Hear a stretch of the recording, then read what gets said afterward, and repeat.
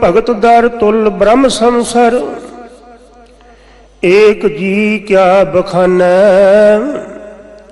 हाँ के बल बल बल बल सद बलिहार। वाहिगुरु साहिब जी श्लोक। बसंत स्वर्ग लोक है, जितते पृथ्वी नव खंडन।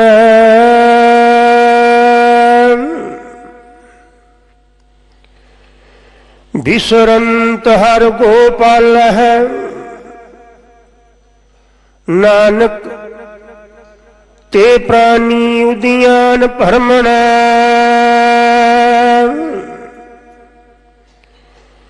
बसंत स्वर्ग लोक है, जितते पृथ्वी नव खंडन।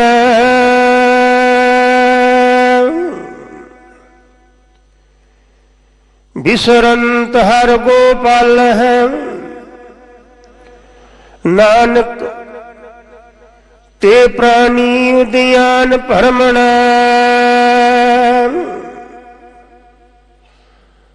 कौतुक कोड तमाशया,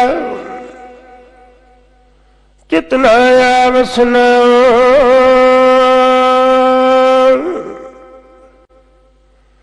नानक कोड़ी नरक बराबरे, उज्जड़ सोई था। पौड़ी महाभयान उद्यान, नगर कर मान्या।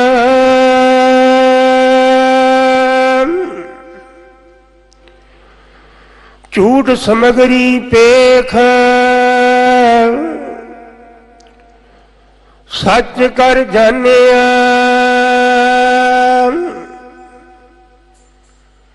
काम क्रोध अहंकार फिर देवानिया।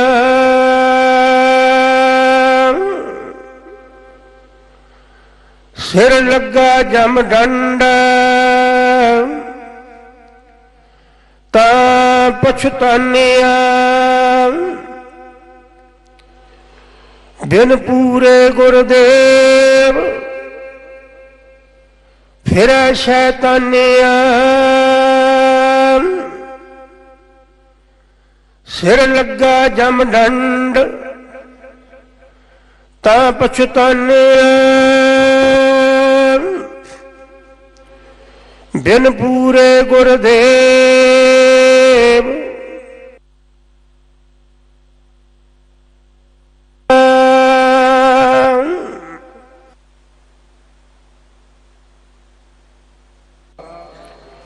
वाहिगुरु जी की फतेह। साहिब सतगुरु गुरु ग्रंथ साहिब महाराज जी दे ज्ञान प्रकाश अंदर बाला प्रीतम श्री गुरु हरकृष्ण महाराज जी दे दरबार अंदर सुशोभित गुरु जी की साजी नवाजी साध संगत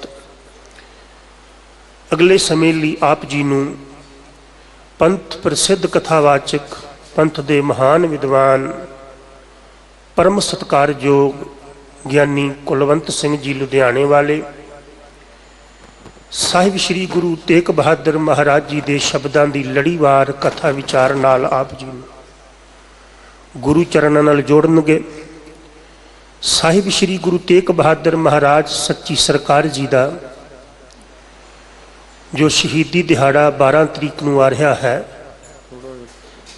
शहीदी दिहाड़े के संबंध अंदर दिल्ली सिख गुरुद्वारा प्रबंधक कमेटी वालों आप संगतां के सहयोग द्वारा गुरुद्वारा श्री सीसगंज साहिब जी तो नगर कीर्तन आरंभ होएगा, जिसकी संपूर्णता गुरुद्वारा श्री रकाबगंज साहिब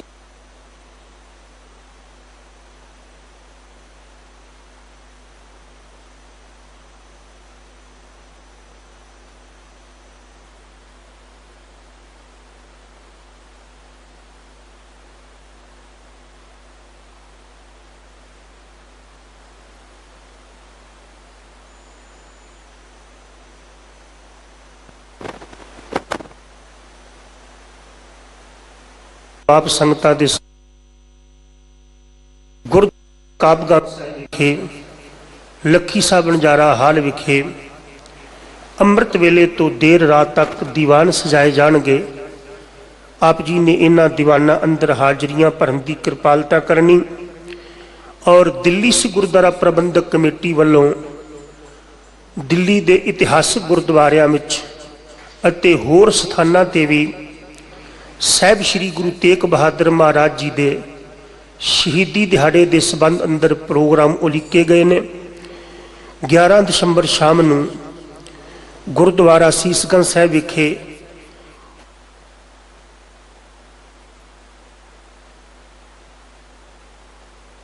ਦੇ ਮਹਾਨ ਕੀਰਤਨੀਏ ਕਥਾਵਾਚਕ ਇਹਨਾਂ ਦੀਵਾਨਾਂ ਰਾਹੀਂ ਆਪ ਜੀ ਨੂੰ ਗੁਰੂ ਚਰਨਾਂ ਨਾਲ ਜੋੜਨਗੇ।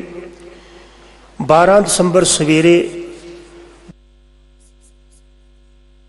ਫਿਰ ਦੀਵਾਨ ਸੱਜਣਗੇ ਜੋ ਸਵੇਰ ਤੋਂ ਲੈ ਕੇ ਦੁਪਹਿਰ ਦੇ 1:15 ਵਜੇ ਤੱਕ ਇਹ ਦੀਵਾਨ ਸੱਜਣੇ ਨੇ।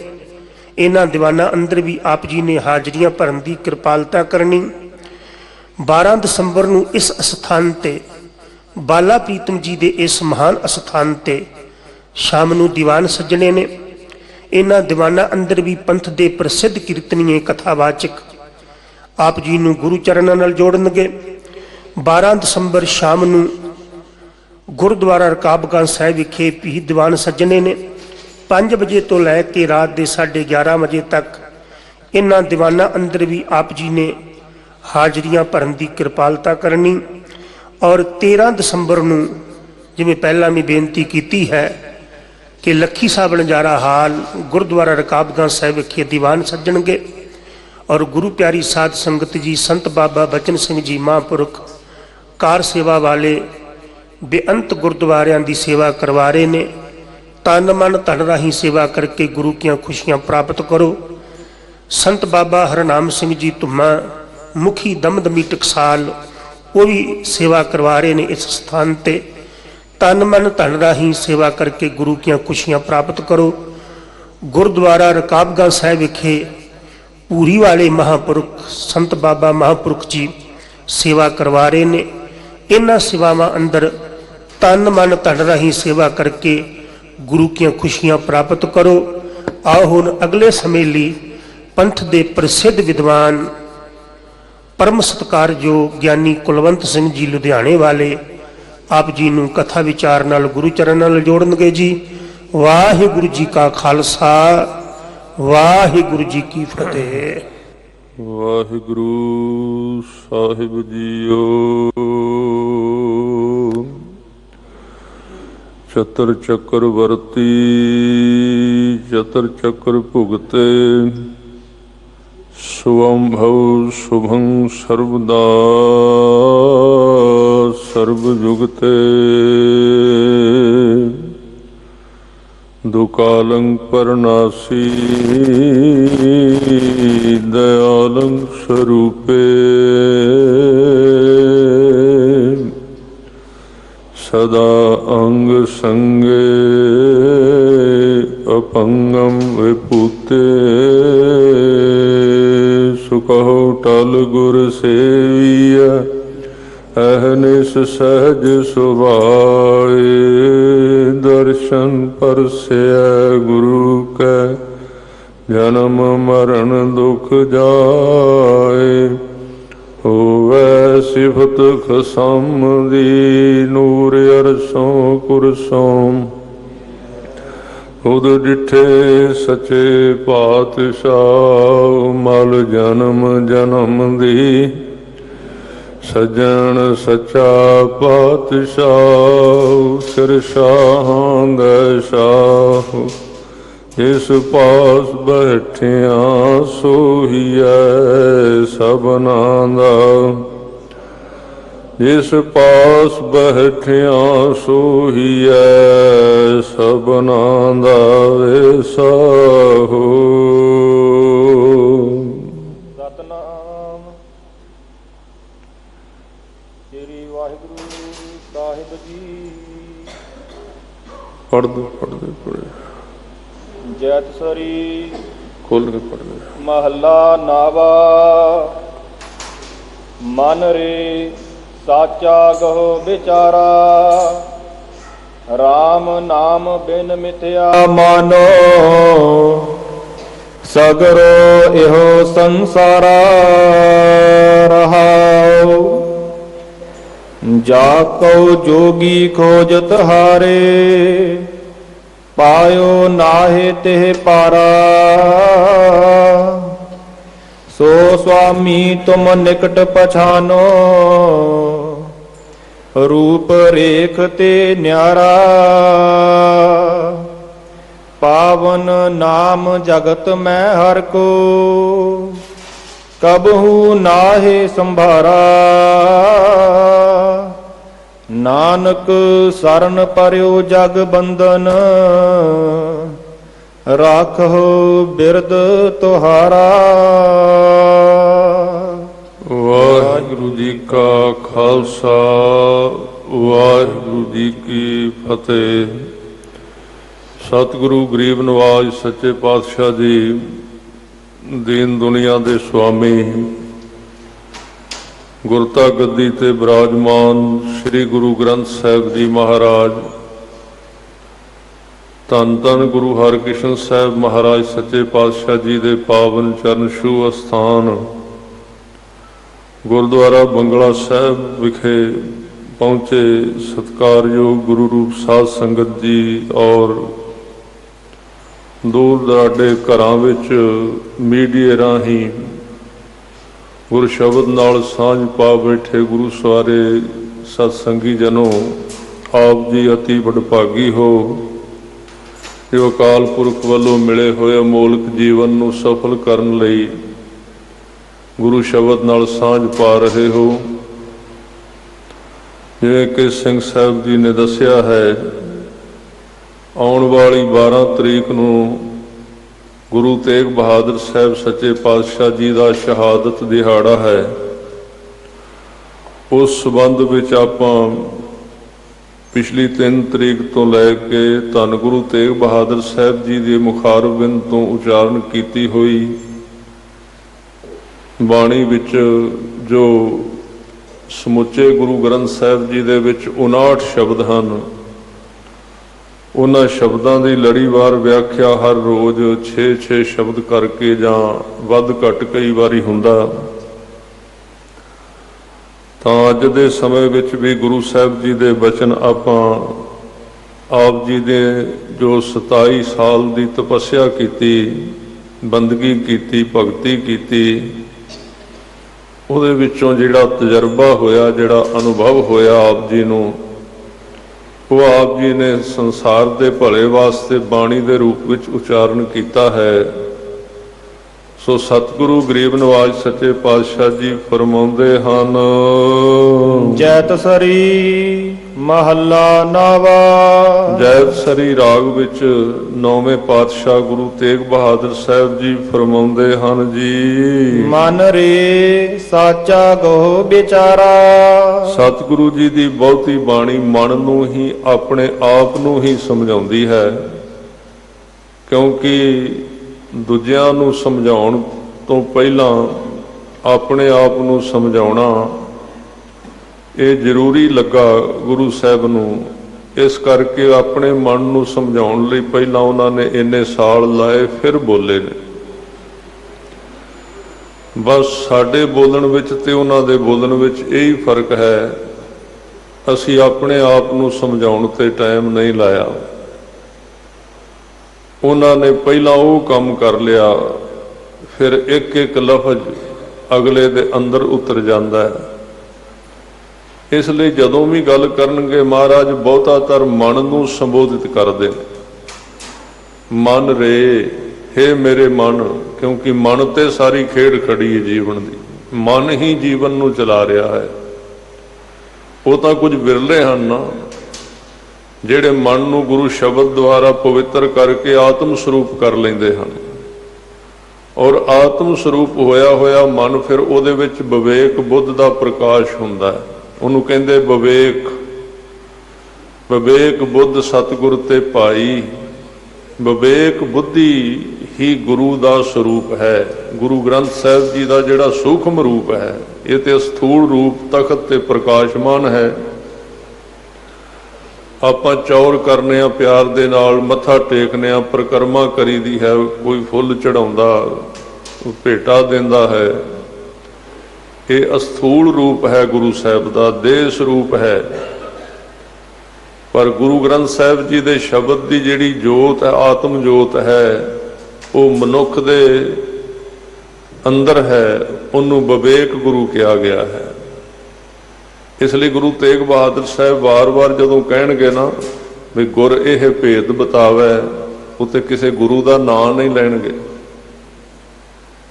ਗੁਰੂ ਕਲਗੀਧਰ ਪਾਤਸ਼ਾਹ ਵੀ ਜਦੋਂ ਕਹਿਣਗੇ, ਗੁਰੂ ਦੀ ਗੱਲ ਕਰਨਗੇ, ਤੇ ਉਹ ਕਹਿਣਗੇ ਨਮਸਕਾਰ ਤਿਸਹੀ ਕੋ ਹਮਾਰੀ, ਸਗਲ ਪਰਜਾ ਜਿਨ ਆਪ ਸਵਾਰੀ।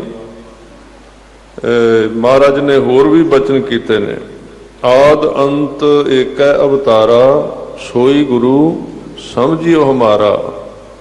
ਹੁਣ ਗੁਰੂ ਤੇ ਗੁਰੂ ਤੇਗ ਬਹਾਦਰ ਸਾਹਿਬ ਜੀ ਨੇ ਫਿਜ਼ੀਕਲ ਤੌਰ ਤੇ, ਪਰ ਗੁਰੂ ਤੇਗ ਬਹਾਦਰ ਸਾਹਿਬ ਜੀ ਦਾ ਨਾਂ ਨਹੀਂ ਲੈਂਦੇ, ਜੋਤ ਦਾ ਨਾਂ ਲੈ ਰਹੇ ਨੇ, ਜੋ ਪਿੱਛੋਂ ਆ ਰਹੀ ਹੈ ਗੁਰੂ ਨਾਨਕ ਸਾਹਿਬ ਦੇ ਰਾਹੀਂ।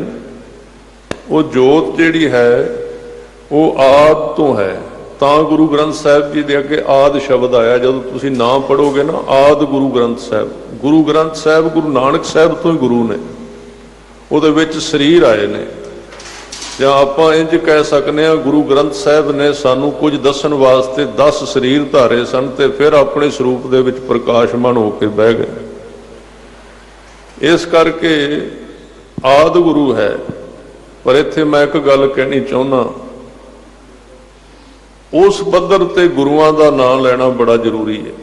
ਆਪਾਂ ਹੁਣ ਸ਼ਹੀਦੀ ਦਿਨ ਮਨਾਉਣਾ ਹੈ ਗੁਰੂ ਤੇਗ ਬਹਾਦਰ ਸਾਹਿਬ ਜੀ ਦਾ, ਉਹਨਾਂ ਦੀਆਂ ਕਥਾ ਕਹਾਣੀਆਂ ਕਰਨੀਆਂ ਨੇ ਆਪਾਂ।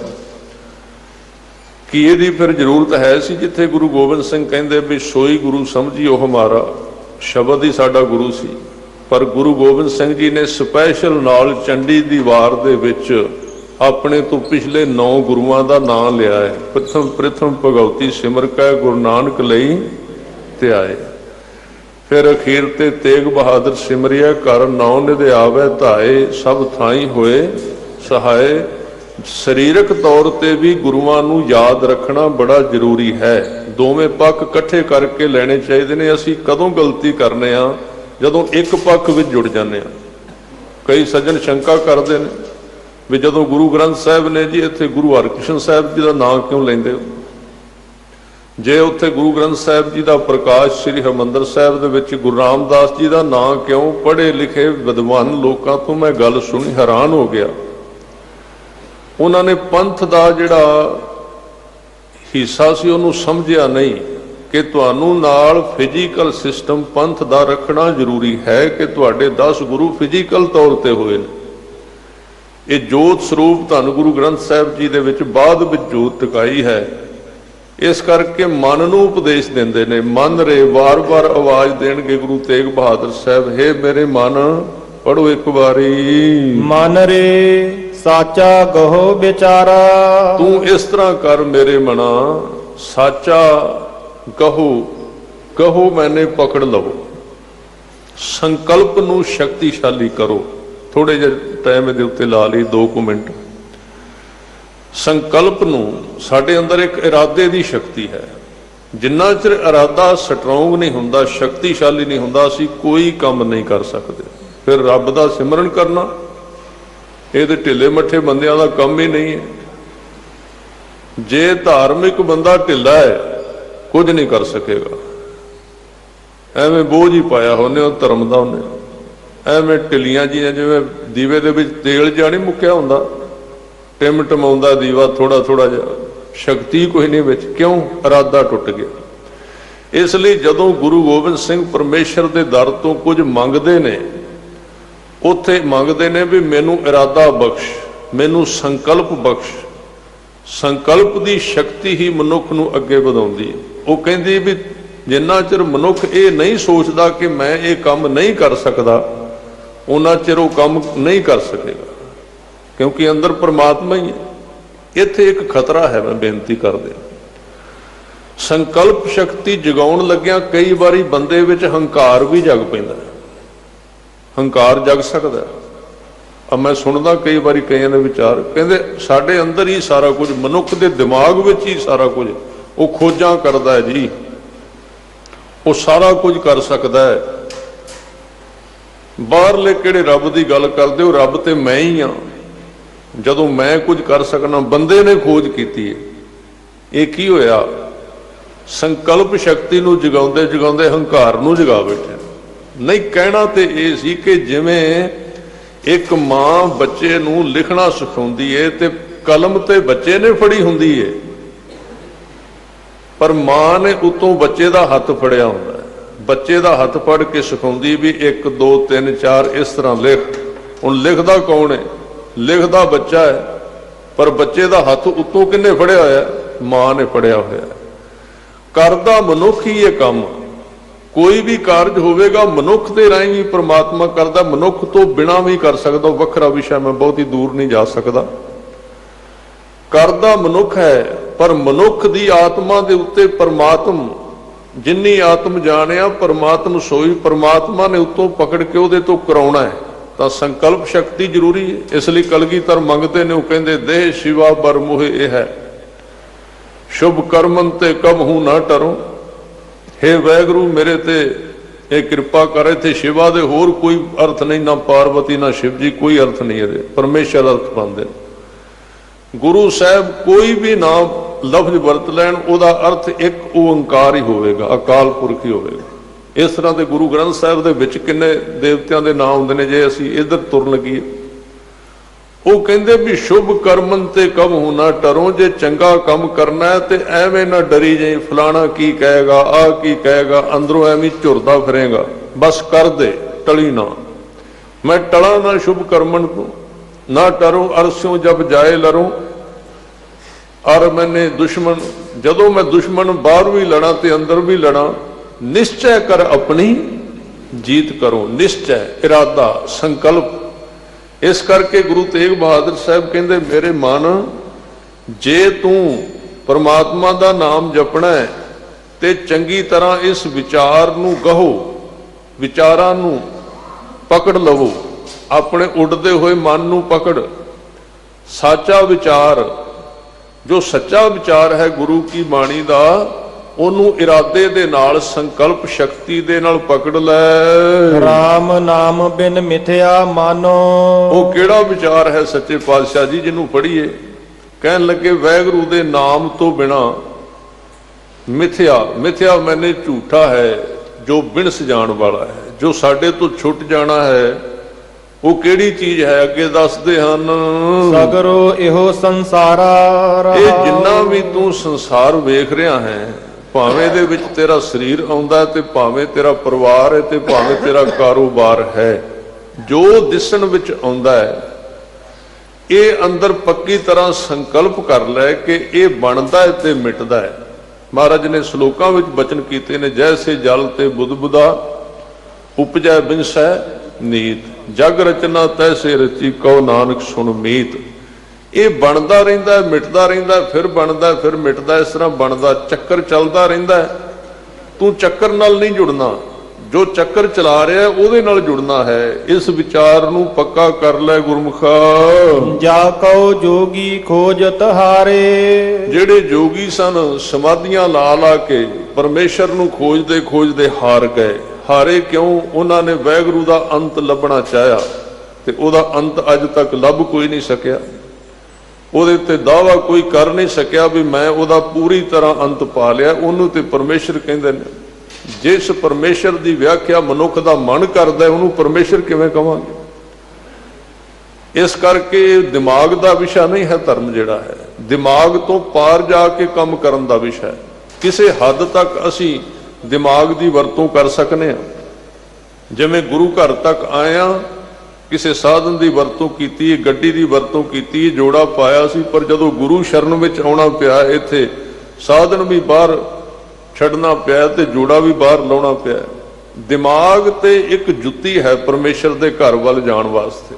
ਕਿਸੇ ਹੱਦ ਤੱਕ ਦਿਮਾਗ ਕੰਮ ਦਿੰਦਾ ਹੈ, ਵਿਚਾਰ ਕੰਮ ਦਿੰਦਾ ਹੈ, ਅੱਗੇ ਨਿਰਵਿਚਾਰ ਸ਼ੁਰੂ ਹੁੰਦਾ। ਦਰਸ਼ਨ ਦੇਖਤ ਹੀ ਸੁਧ ਕੀ ਨਾ ਸੁਧ ਰਹੀ, ਬੁੱਧ ਕੀ ਨਾ ਬੁੱਧ ਰਹੀ, ਮਤ ਮੈਂ ਨਾ ਮਤ ਹੈ। ਉਹਦੇ ਦਰਸ਼ਨਾਂ ਦੇ ਵਿੱਚ ਇਸ ਤੇ ਜਿੱਥੇ ਇਹ ਚੀਜ਼ਾਂ ਜਿੰਨਾ ਚਿਰ ਵਿੱਚ ਹਨ ਉਹਨਾਂ ਚਿਰ ਅਸੀਂ ਰਾਹ ਵਿੱਚ ਬੈਠੇ ਹੋਏ ਹਾਂ। ਇਸ ਕਰਕੇ ਧਰਮ ਦੇ ਰਾਹ ਦੇ ਉੱਤੇ ਲੋਕ ਬਹੁਤ ਬੈਠੇ ਹੋਏ ਨੇ, ਅੱਗੇ ਨਹੀਂ ਵੱਧਦੇ। ਕਿਉਂ? ਉਹ ਵਿਚਾਰ ਤੇ ਬੈਠੇ ਰਹਿੰਦੇ ਨੇ, ਉਹ ਬੁੱਧੀ ਦੇ ਤਲ ਤੇ ਬੈਠੇ ਰਹਿੰਦੇ ਨੇ। ਇਸ ਕਰਕੇ ਜੋਗੀ ਵੀ ਹਾਰ ਗਏ, ਕਿਉਂਕਿ ਉਹਨਾਂ ਨੇ ਬੁੱਧੀ ਨਾਲ ਲੱਭਣਾ ਚਾਹਿਆ। ਪਰਮੇਸ਼ਰ ਬੁੱਧੀ ਨਾਲ ਨਹੀਂ ਮਿਲਦਾ, ਉਹ ਸ਼ਬਦ ਦੁਆਰਾ ਪ੍ਰਾਪਤ ਹੁੰਦਾ ਹੈ। ਪਾਇਓ ਨਾਹਿ ਤਿਹ ਪਾਰਾ, ਉਹਨਾਂ ਨੇ ਅੰਤ ਨਹੀਂ ਪਾਇਆ ਵਾਹਿਗੁਰੂ ਸੱਚੇ ਪਾਤਸ਼ਾਹ ਜੀ ਦਾ। ਸੋ ਸੁਆਮੀ ਤੁਮ ਨਿਕਟ ਪਛਾਨੋ, ਫਿਰ ਮਹਾਰਾਜ ਉਹਦਾ ਅੰਤ ਜਿਹਦਾ ਜੋਗੀ ਨਹੀਂ ਪਾ ਸਕੇ, ਉਹ ਤੇ ਘਰ ਵੀ ਛੱਡ ਕੇ ਚਲੇ ਗਏ ਸੀ ਤੇ 24 ਘੰਟੇ ਲਾਉਂਦੇ ਸੀ ਤੈਨੂੰ ਲੱਭਣ ਵਾਸਤੇ। ਜੇ ਤੇਰਾ ਉਹਨਾਂ ਤੋਂ ਅੰਤ ਨਹੀਂ ਲੱਭਾ ਤੇ ਅਸੀਂ ਤਾਂ ਮਹਾਰਾਜ ਕਦੀ 15-20 ਮਿੰਟ ਸਵੇਰੇ ਘੰਟਾ ਕੋਈ ਲਾ ਲੈਂਦਾ, ਇਹਦੇ ਤੋਂ ਵੱਧ ਤੇ ਸਮਾਂ ਲਾਉਂਦੇ ਹੀ ਨਹੀਂ। ਸਾਰਾ ਦਿਨ ਧੰਦਿਆਂ ਵਿੱਚ ਰਹੀਦਾ, ਕੰਮ ਦੇ ਵਿੱਚ, ਅਸੀਂ ਕਿਵੇਂ ਉਹਨੂੰ ਅੰਤ ਪਾ ਸਕਾਂਗੇ? ਕਹਿਣ ਲੱਗੇ ਆ ਮੈਂ ਤੈਨੂੰ ਭੇਤ ਦੀ ਗੱਲ ਦੱਸਣਾ। ਕਹਿੰਦੇ ਕਿਹੜੀ ਭੇਤ ਦੀ ਗੱਲ? ਕਹਿਣ ਲੱਗੇ ਸੋ ਸੁਆਮੀ ਤੁਮ ਨਿਕਟ ਨਾ ਜਾਣ, ਸੋ ਸੁਆਮੀ ਤੁਮ ਨਿਕਟ ਪਛਾਨੋ, ਇੰਜ ਸਮਝ ਉਹ ਤੇਰੇ ਕੋਲ ਹੈ। ਜਿਵੇਂ ਆਪਾਂ ਕੱਲ ਵਿਚਾਰ ਕੀਤੀ ਸੀ ਵੀ ਗੁਰੂ ਤੇਗ ਬਹਾਦਰ ਸਾਹਿਬ ਜੀ ਦੀ ਸਾਰੀ ਥਿਉਰੀ ਜਿਹੜੀ ਹੈ, ਧੁਰਾ ਹੈ ਸਾਰੇ ਸ਼ਬਦਾਂ ਦੀ ਵਿਚਾਰ ਦਾ। ਤੁਸੀਂ ਕਦੀ ਸਮਾਂ ਮਿਲੇ ਤੇ 59 ਸ਼ਬਦ ਪੜ੍ਹ ਕੇ ਵੇਖਣਾ, ਜਿਹੜਾ ਉਹ ਹੱਲ ਦੱਸਦੇ ਨੇ ਕਿ ਜੇ ਤੂੰ ਪ੍ਰਮਾਤਮਾ ਤੱਕ ਜਾਣਾ ਹੈ ਤਾਂ ਗੁਰੂ ਤੇਗ ਬਹਾਦਰ ਸਾਹਿਬ ਇੱਕੋ ਚੀਜ਼ ਤੇ ਵਾਰ-ਵਾਰ ਸ਼ਬਦਾਂ ਵਿੱਚ ਇੱਕ ਲਫ਼ਜ਼ ਆਏਗਾ। ਉਹ ਕਹਿੰਦੇ ਨੇ ਸ਼ਰਨ ਦੇ ਵਿੱਚ ਪੈ ਜਾ, ਵਾਹਿਗੁਰੂ ਦੀ ਕੋਲ ਰਹੋ, ਉਹਦੇ ਨਾਲ ਰਿਹਾ ਕਰ ਅੱਠੇ ਪੈਰ। ਆ ਮੈਂ ਤੈਨੂੰ ਭੇਦ ਦੱਸਾਂ, ਹਾਂ ਤੇਰੀ ਚਾਲ ਬਦਲ ਜਾਏਗੀ। ਜਦੋਂ ਤੂੰ ਇਹ ਅਭਿਆਸ ਕੀਤਾ ਨਾ ਵੀ ਪ੍ਰਮਾਤਮਾ ਜਦੋਂ ਤੂੰ ਤੁਰਨਾ ਹੈ ਉਹ ਤੇਰੇ ਨਾਲ ਤੁਰ ਰਿਹਾ ਹੈ, ਤੇਰੀ ਚਾਲ ਬਦਲ ਜਾਏਗੀ। ਜਦੋਂ ਤੂੰ ਵੇਖਣਾ, ਇੱਕ ਅੱਖ ਵਿੱਚੋਂ ਤੂੰ ਵੇਖਣਾ ਤੇ ਦੂਜੀ ਵਿੱਚੋਂ ਉਹ ਵੇਖਦਾ ਪਿਆ, ਤੇਰੇ ਨਾਲ ਹੀ ਵੇਖ ਰਿਹਾ, ਤੇਰੀ ਵੇਖਣੀ ਬਦਲ ਜਾਏਗੀ। ਤੇਰੇ ਕੰਨਾਂ ਦੀ ਸਰੋਤ ਦੇ ਰਾਹੀਂ ਉਹ ਹੀ ਸੁਣ ਰਿਹਾ, ਤੇਰੀ ਜ਼ੁਬਾਨ ਦੇ ਰਾਹੀਂ ਉਹ ਹੀ ਬੋਲ ਰਿਹਾ, ਤੇਰੀ ਆਵਾਜ਼ ਬਦਲ ਜਾਏਗੀ, ਤੇਰੇ ਸ਼ਬਦ ਬਦਲ ਜਾਣਗੇ। ਇਹ ਸੌਖਾ ਰਸਤਾ ਹੈ ਬਿਲਕੁਲ। ਗੁਰੂ ਸਾਹਿਬ ਨੇ ਇੰਨਾ ਸਰਲ ਕਰ ਦਿੱਤਾ ਹੈ ਪਰਮੇਸ਼ਰ ਦਾ ਰਸਤਾ। ਤੇ ਬਾਕੀ ਤੇ ਸਾਧ ਸੰਗਤ ਜੀ ਫਿਰ ਐਵੇਂ ਆਪਾਂ ਟਾਈਮ ਹੀ ਪਾਸ ਕਰਨੇ ਆ, ਕਦੇ ਉੱਥੇ ਚਲੇ ਗਏ ਕਦੇ ਉੱਥੇ ਚਲੇ ਗਏ, ਆਪਣੇ ਅੰਦਰ ਤੇ ਗਏ ਨਹੀਂ ਕਦੀ।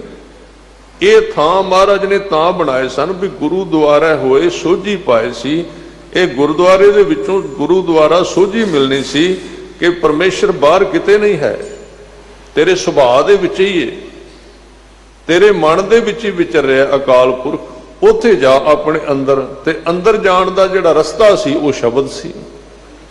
ਇਸ ਲਈ ਗੁਰੂ ਸਾਹਿਬ ਨੇ ਸ਼ਬਦ ਨਾਲ ਜੋੜਿਆ, ਆਪਣੇ ਅੰਦਰ ਜਾ। ਜਦੋਂ ਤੂੰ ਅੰਦਰ ਜਾਏਗਾ ਸਭ ਤੋਂ ਪਹਿਲਾਂ ਤੈਨੂੰ ਕੀਤੇ ਹੋਏ ਕਰਮਾਂ ਦੇ ਵਿਚਾਰ ਮਿਲਣਗੇ, ਉਹ ਰੋਕਣਗੇ ਤੈਨੂੰ। ਉਹਨਾਂ ਤੋਂ ਬਾਅਦ ਜੇ ਤੂੰ ਕਾਮਯਾਬ ਹੋ ਗਿਆ ਉਹਨਾਂ ਨੂੰ ਕੱਟਣ ਵਿੱਚ, ਉਹਨਾਂ ਨੂੰ ਰੋਕਣ ਵਿੱਚ, ਤੇ ਫਿਰ ਤੂੰ ਆਪਣੇ ਸਰੂਪ ਦੇ ਰਾਹੀਂ ਚਲਾ ਜਾਏਗਾ ਅੰਦਰ, ਬਿਲਕੁਲ ਜਿਹੜਾ ਤੇਰਾ ਨਿਜ ਸਰੂਪ ਹੈ, ਨਿਜ ਮਹਿਲ ਹੈ। ਤੇ ਜਦੋਂ ਤੂੰ ਨਿਜ ਮਹਿਲ ਦੇ ਵਿੱਚ ਚਲਾ ਗਿਆ, ਉੱਥੋਂ ਤੈਨੂੰ ਵਾਹਿਗੁਰੂ ਦਾ ਪ੍ਰਕਾਸ਼ ਦਰਸ਼ਨ ਹੋਣਗੇ ਉੱਥੇ। ਤੇ ਜਦੋਂ ਅੰਦਰੋਂ ਦਰਸ਼ਨ ਹੋ ਗਏ ਫਿਰ ਤੈਨੂੰ ਬਾਹਰੋਂ ਅੱਖਾਂ ਵਿੱਚੋਂ ਵੀ ਦਰਸ਼ਨ ਹੋਣਗੇ, ਫਿਰ ਤੈਨੂੰ ਕੰਨਾਂ ਵਿੱਚੋਂ ਵੀ ਉਹਦੀ ਆਵਾਜ਼ ਸਰਵਣ ਹੋਏਗੀ। ਹਰ ਇੱਕ ਥਾਂ ਤੇ ਰੋਮ ਰੋਮ ਦੇ ਵਿੱਚ ਅਕਾਲ ਪੁਰਖ ਦਾ ਨਿਵਾਸ ਤੈਨੂੰ ਨਜ਼ਰ ਆਵੇਗਾ, ਜਿਹੜਾ ਕਿ ਉਹਨੂੰ ਤੂੰ ਨਿਕਟ ਪਹਿਚਾਨ। ਗੁਰੂ ਸਾਹਿਬ ਕਹਿੰਦੇ ਸਭ ਤੋਂ ਸੌਖਾ ਮਾਰਗ ਹੈ ਰੂਪ ਰੇਖ ਤੇ ਨਿਆਰਾ। ਇੱਕ ਮਹਾਰਾਜ ਨੇ ਸੁਚੇਤ ਕਰ ਦਿੱਤਾ ਹੈ, ਉਹਦਾ ਰੂਪ ਨਹੀਂ ਹੈ। ਵੇਖੀ ਕਿਤੇ ਭੁਲੇਖਾ ਨਾ ਖਾ ਜੀ, ਇੰਨਾ ਤਾਂ ਸੁਚੇਤ ਗੁਰੂ ਸਿੱਖ ਨੂੰ ਘੱਟ ਹੀ ਕਰਦਾ। ਕਿਤੇ ਇੱਕ ਇੱਕ ਇੰਚ ਤੇ ਸੁਚੇਤ ਕਰਦੇ ਗੁਰੂ ਗ੍ਰੰਥ ਸਾਹਿਬ। ਕਹਿੰਦੇ ਵੇਖੀ ਕਿਤੇ ਰੂਪ ਨਾ ਬਣਾ ਲਈ ਦਿਮਾਗ ਦੇ ਵਿੱਚ ਕੋਈ ਰੱਬ ਦਾ, ਵੀ ਇਸ ਤਰ੍ਹਾਂ ਦਾ ਸੀ ਰੱਬ, ਇਸ ਤਰ੍ਹਾਂ ਦਾ ਸੀ। ਉਹ ਬਾਅਦ ਦੀਆਂ ਗੱਲਾਂ ਨੇ, ਜਿਹੜੇ ਬਾਹਰਲੇ ਦਰਸ਼ਨ ਨੇ ਉਹ ਬਾਅਦ ਵਿੱਚ, ਫਿਰ ਸਾਰਾ ਜਗਤ ਹੀ ਉਹਦਾ ਦਰਸ਼ਨ ਹੈ। ਪਰ ਪਹਿਲਾਂ ਜਦੋਂ ਤੂੰ ਸਿਮਰਨ ਵਿੱਚ ਜਾਣਾ, ਜਦੋਂ ਤੂੰ ਧਿਆਨ ਵਿੱਚ ਜਾਣਾ, ਤੇ ਉੱਥੇ ਅਰੂਪ ਹੈ, ਅਨੂਪ ਹੈ, ਉੱਥੇ ਕੋਈ ਰੂਪ ਨਹੀਂ। ਯਾਦ ਰੱਖ, ਨਾ ਜੁੜਨ ਵਾਲੇ ਦਾ ਰੂਪ ਹੈ, ਨਾ ਜਿਹਦੇ ਵਿੱਚ ਜੁੜਦਾ ਮਨੁੱਖ ਉਹਦਾ ਹੀ ਕੋਈ ਰੂਪ ਹੈ। ਜਦੋਂ ਸਿੱਧਾ ਨੇ ਕਿਹਾ ਸੀ ਤੁਹਾਡਾ ਗੁਰੂ ਸ਼ਬਦ ਹੈ, ਗੁਰੂ ਸਾਹਿਬ ਨੂੰ ਤੇ ਸਿੱਖ ਕੌਣ ਹੈ? ਫਿਰ ਮਹਾਰਾਜ ਨੇ ਇਹ ਨਹੀਂ ਸੀ ਕਿਹਾ ਵੀ ਮੇਰਾ ਸਰੀਰ ਸਿੱਖ ਹੈ। ਮਹਾਰਾਜ ਨੇ ਕਿਹਾ ਸੀ ਵੀ ਸਾਡੀ ਸੁਰਤੀ ਸਿੱਖ ਹੈ, ਸੁਰਤੀ ਸਿੱਖ ਹੈ ਤੇ ਸ਼ਬਦ ਗੁਰੂ ਹੈ। ਨਾ ਸੁਰਤੀ ਦਿਸਦੀ ਏ ਨਾ ਸ਼ਬਦ ਦਿਸਦਾ, ਇਸ ਲਈ ਅਣਦਿਸਦੀ ਖੇਡ ਹੈ ਸਾਰੀ। ਬਾਕੀ ਸਾਰੀਆਂ ਗੱਲਾਂ ਬੰਦੇ ਦੀਆਂ ਕਲਪਨਾ ਨੇ, ਆਪਣੀਆਂ ਬਣਾਈਆਂ ਹੋਈਆਂ ਖੇਡਾਂ ਨੇ, ਜੋ ਮਰਜ਼ੀ ਰਚ ਲਓ, ਦਿਮਾਗ ਕਲਪਨਾ ਕਰੀ ਜਾਂਦਾ ਹੈ।